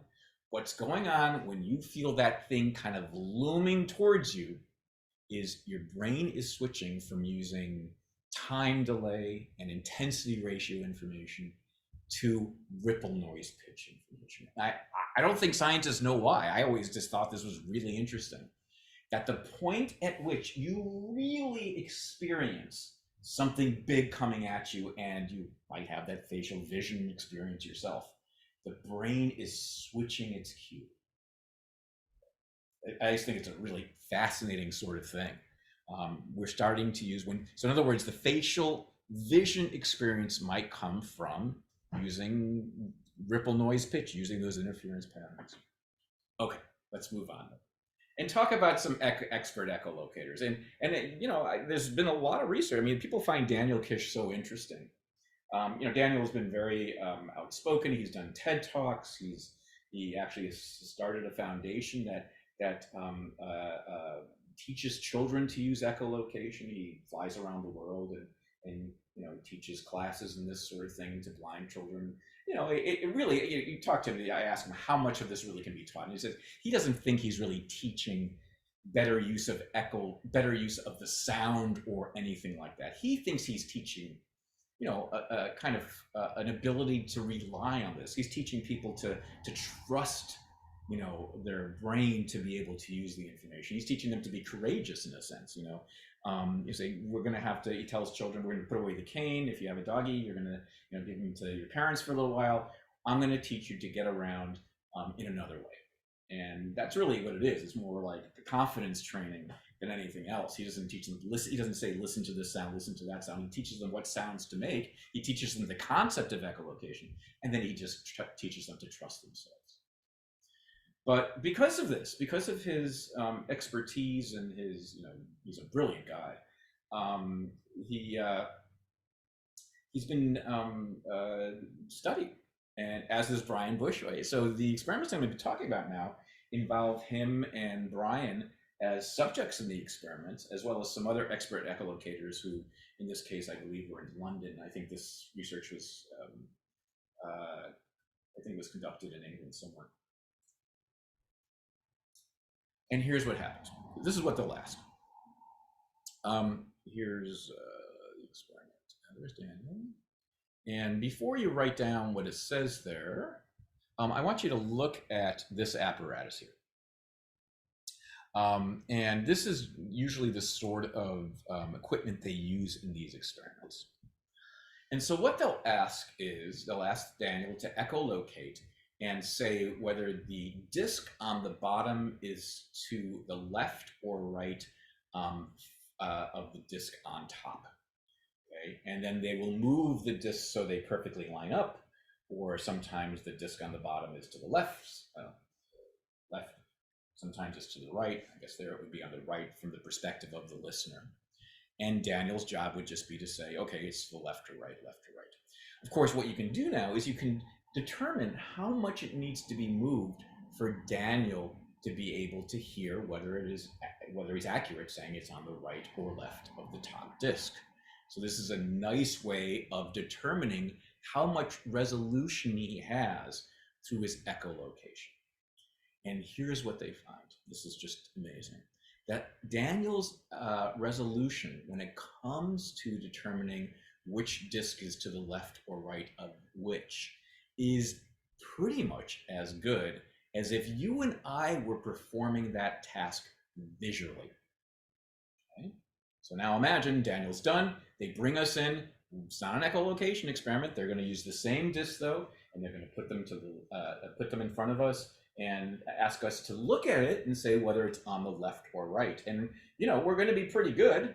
We're good at resolving things visually, but the visual system has its limits too. What we are able to do in terms of accuracy, visually saying whether it's on the right or left, Daniel can do through echolocation. Now, if you're interested in what that is, it's accuracy within 1.2 degrees of what's called visual angle. And the way to think about that is, say this is 180, so 360 degrees would be around our head. So what we see is a little less than 180 degrees, right? So say this is 180 degrees, then 1 degree in 180 degrees would be, a tiny, tiny little bit. And that's where we say, I think the one on top is a little left to the one on the bottom, but I'm not sure. Maybe they're lined up. When you get to that much of a distance, it's going to be a little tricky for us. And it is tricky for us, but it is at that point where Daniel also finds it tricky using sound. So his accuracy with echolocation is pretty much equivalent to our accuracy using vision when it comes to making those determinations, which is pretty amazing. Is Daniel special? Well, yeah. I mean, Daniel, Brian, the other experts they used in the experiment are probably, not indicative of most blind individuals when it comes to echolocation. But what you find is, not surprisingly, that somebody's degree of use is correlated with how early they lost their vision. Certainly that's the case with Daniel, right? So he didn't really have vision even from the beginning of his life. And most expert echolocators do seem to have lost their vision at a very young age. Brian actually might be one of the exceptions. I think he lost his vision in his teenage years, but and he's tremendous at mountain biking. But for the most part, you find the better echolocators are the better blind echolocators are the ones who lost their vision at an early age. What else? Oh, this is an important point. Over the last few years, they brought Brian and Daniel out, and they not only asked them to perform accuracy tests and things like that, they did brain scanning to see what part of the brain Daniel was using when he performs his expert echolocation. And here's what they found. Daniel, when he is echolocating, yes, he is using the regions of his brain that we typically think are used for sound, this part over here, the auditory brain area. But he is also using his vacated, his non-used visual area, his visual brain area, which is typically back there. And in fact, what they've been able to do is play Daniel clicks through headphones that are used for echolocation purposes. So they recorded him making a click as he was echolocating a wall, for example, versus him just making a click directly into the microphone in a soundproof room. So they make these two recordings. One's used for the purpose of echolocation. One's just a click that's not really being used for the purposes of echolocation. And they find that only when he's listening to click sounds that are used for echolocation will he engage his visual brain area. When he's just listening to those little clicks directly into the microphone like that in a soundproof room, he's only using the auditory brain regions, which is really interesting. It seems that, yes, the visual brain does help out hearing for blind individuals. But only when they're using hearing for spatial purposes, for something like echolocation, which I think is really, really interesting. Yeah, this is our first example, by the way, of cross-sensory compensation. Right? The visual system isn't working, the visual brain doesn't have input, so the visual brain goes, hey, I got nothing to do. Can I help out you other senses and to help out the person maybe to improve their skills using the other senses? And in this case, hearing goes, sure, I can use the help to maybe use this echoing signal, this reflected signal to better determine where things are. And the visual brain says, okay, whenever echolocation's occurring, I'm going to help out. And in fact, that's probably, his involvement of visual brain areas is probably the neurophysiological basis of his expert ability, the fact that he's engaging his visual brain areas for that purpose, and in a very precise way, of course, in Daniel's example. Any questions at any point, just raise your hand or you can chat or whatever you want. Okay. All right, then we'll continue talking about this. We end at 12:50, right? Yeah. Okay, so I got plenty of time to finish this. So cool. We've determined now something about the brain of an expert echolocator, the resolving power, how accurate they can be.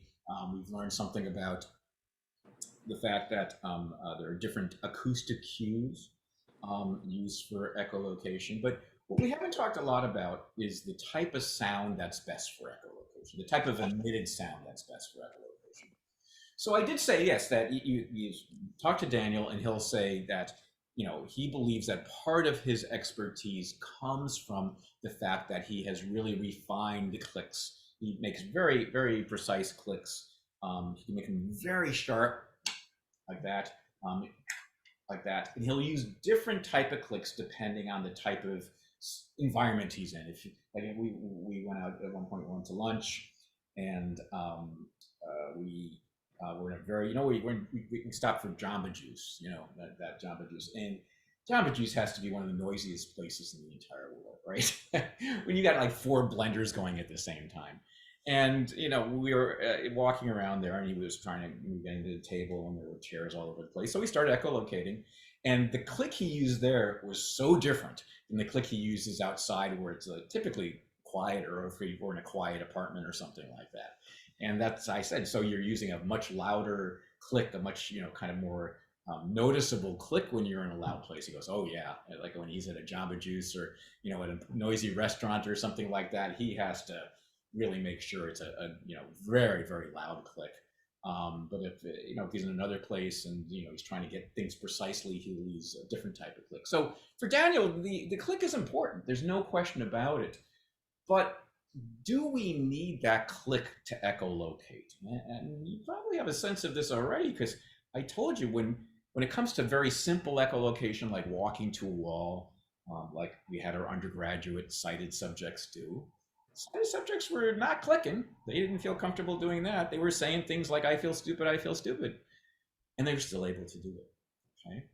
But does the sound have to come from the person? This is kind of an interesting shift we're going to do here, because so far I've been portraying echolocation as a sonar activity, that you make a sound, the sound comes back to you. How critical is that you make the sound? And the answer is not that critical. Why? Well, because many of those experiments that we have been discussing, this from the 1940 at Cornell with the smoking lab coated researchers, they experimented with lots of different types of sounds. In fact, they used computer sounds, and they would use computer sounds. I guess they were not computer sounds. They didn't really have computers available at that point. But they would use electronic sounds, and those they could make. They had devices that could make beeps and whistles and things like that. And what they would do, imagine, the video you just saw, they don't have people make sounds with their shoes. They have them take their shoes off. But what they do is they put a loudspeaker, hanging from the ceiling, and they have that loudspeaker kind of follow the subject along as they get closer. And that loudspeaker is making a sound. The loudspeaker is going beep, beep, beep, or something like that. And the question is, can the person who's echolocating use that sound, since they don't have their footsteps anymore? Can they use that sound as the sound that their brain is listening to the reflections from? The answer is yes. In other words, you don't have to be the one making the sound to use echolocation. They then did experiments where they were just maintaining the position of the speaker. So the loudspeaker actually didn't follow the subject as they were walking closer to the wall. But as they were walking closer, the reflected sound was different, even though the sound source was being maintained back there. So you don't need to use your sound to perceive sound reflections, for your brain to detect sound reflections. You can use white noises, tones, clicks. I keep on thinking that you're seeing my previous slides, so I'm going to do this so I don't mess this up. This is what I was saying. Many early echolocation experiments were conducted with synthetic sound sources. Well, all I mean by synthetic here is that non-human sounds, noises, clicks, tones, that sort of thing. Okay. So the answer is, you don't need to be listening for your own emanated sound. You can listen to sound reflections that are coming from initially an emitted sound source that's somewhere else in the room. In fact, they did an experiment where they had somebody else kind of standing in place, clacking their shoes on the ground, and somebody who was on the carpeting without shoes, walking and stopping before the wall. And the idea is, as long as there was some sound in the room, they were able to do this. And it gets even crazier than this because you don't need very much sound at all to use reflected sound in certain circumstances. Here's what I mean. Where I am right now, in my garage, I really wish I was where that video shows, that background shows. No, it's a very pleasant place, but I'm in my garage. Um, there are very quiet sounds. Let me just be quiet for a second and I'll listen. There's a fan. Um, it's an open ceiling room, so I can hear the wood shifting a little bit. I can hear my wife and son doing something in another room. Right? Very quiet sounds. These are called ambient sounds sometimes. Just kind of the very quiet sounds of a room. You know, we're rarely literally in silent places. You have to be in kind of a soundproof booth to be there. There's always some sound. If we're outside, it's even the lightest wind rustling the leaves. There's always some sounds.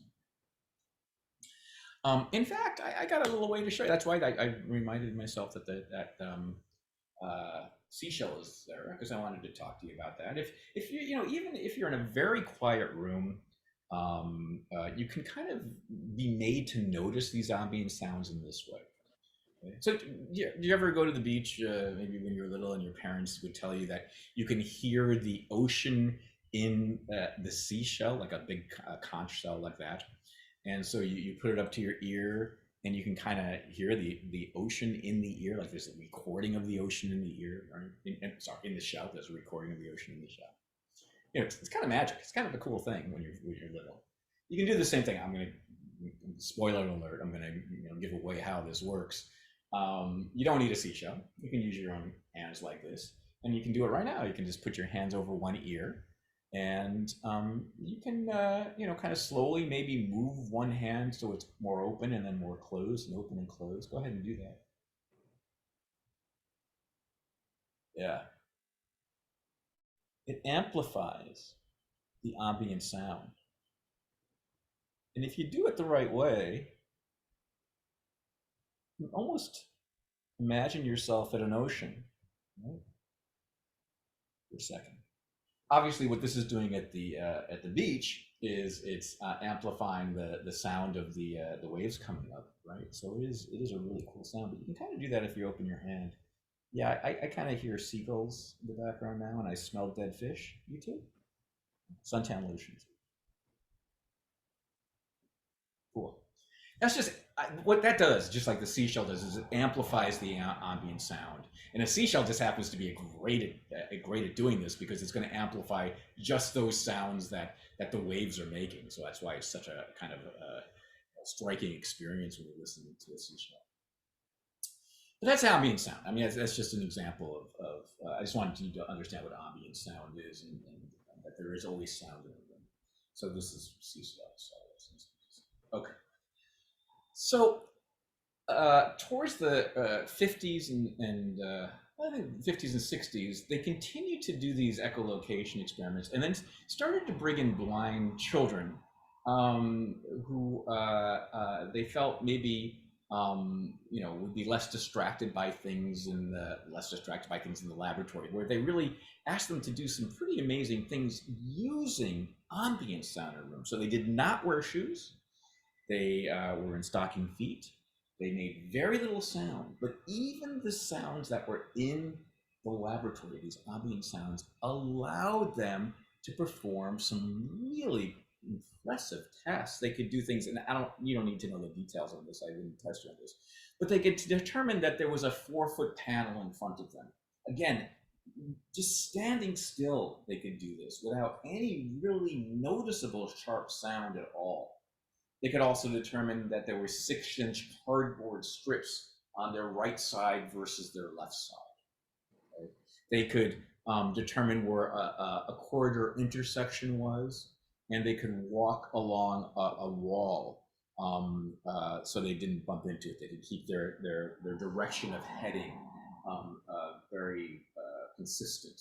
You don't need to know all those details. But what I'm trying to tell you is that in all of these cases, they were doing this not based on sounds they were making and not based on sounds that were in the room but loud.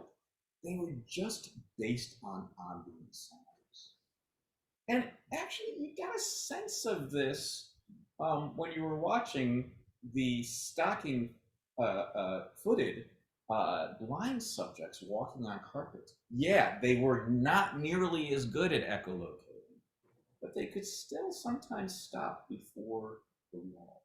And that must have been based on the sound structure, the subtle reflections that are coming from the wall based on ambient sound, the quiet sound in a room.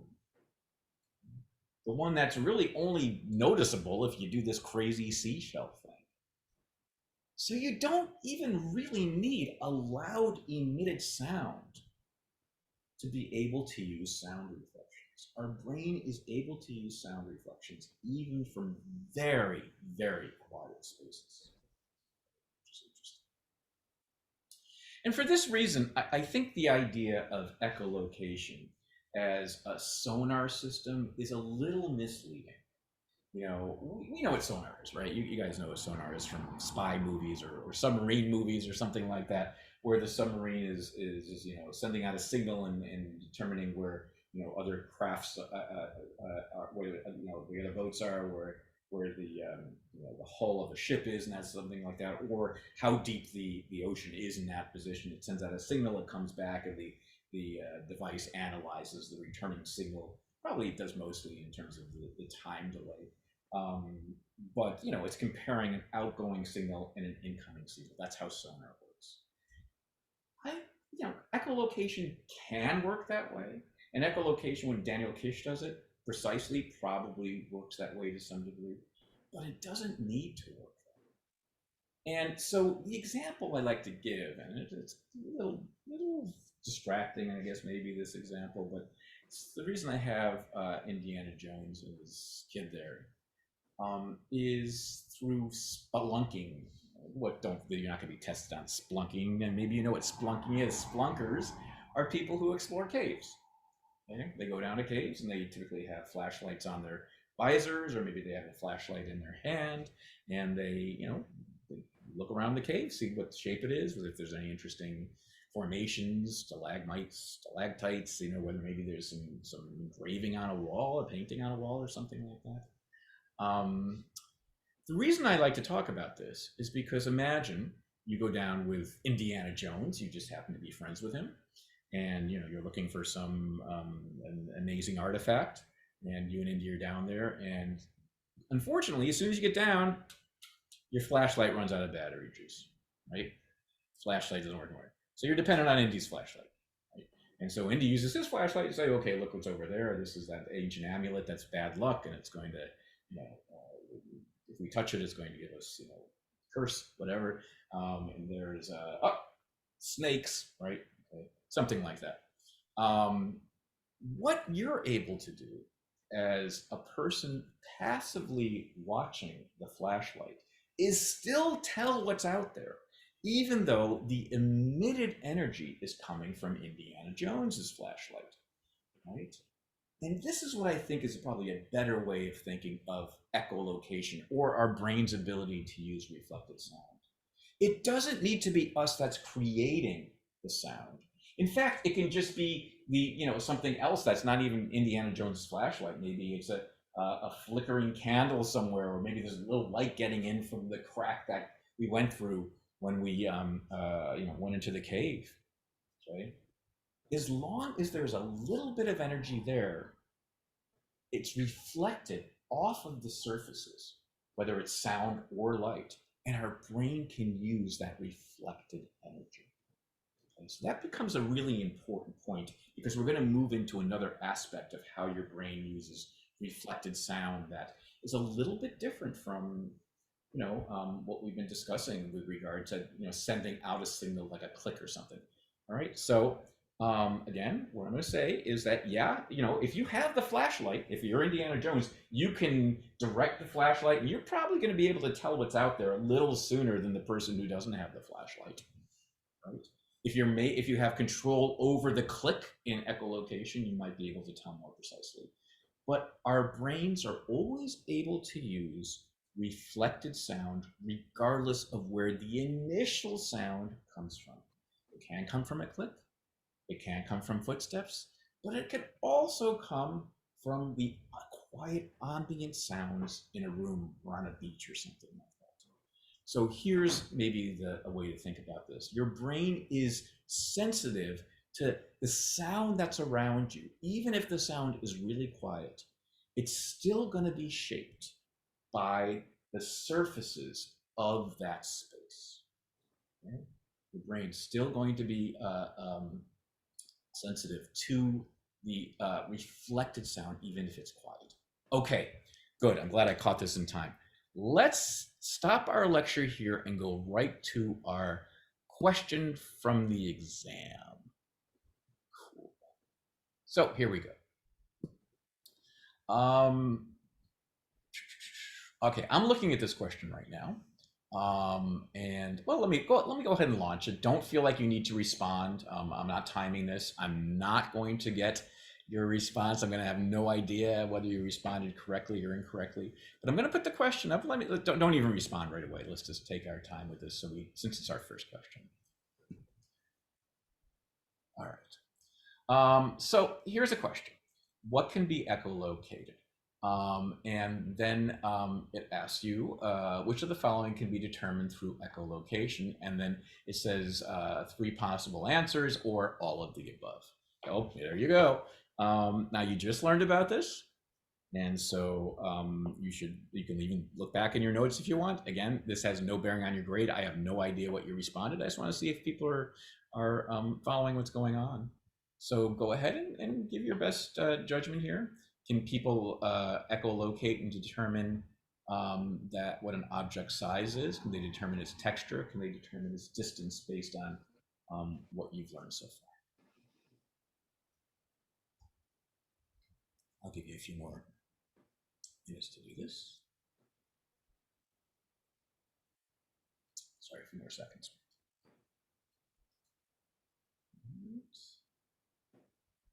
Take your time.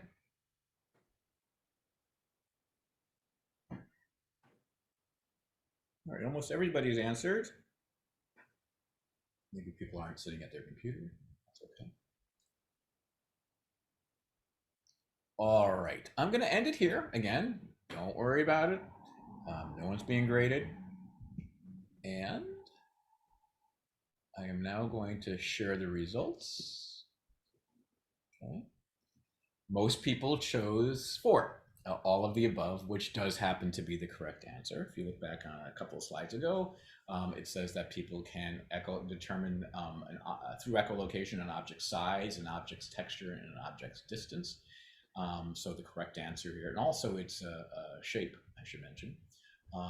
Also, yeah, I got to make sure I got. Okay, I'll have to put that on the slide too. But yeah, remember I said that they can do size as well. This is a good time for you now to take a screenshot of this question, because this question, as far as I understand it, is not being recorded into the Zoom video.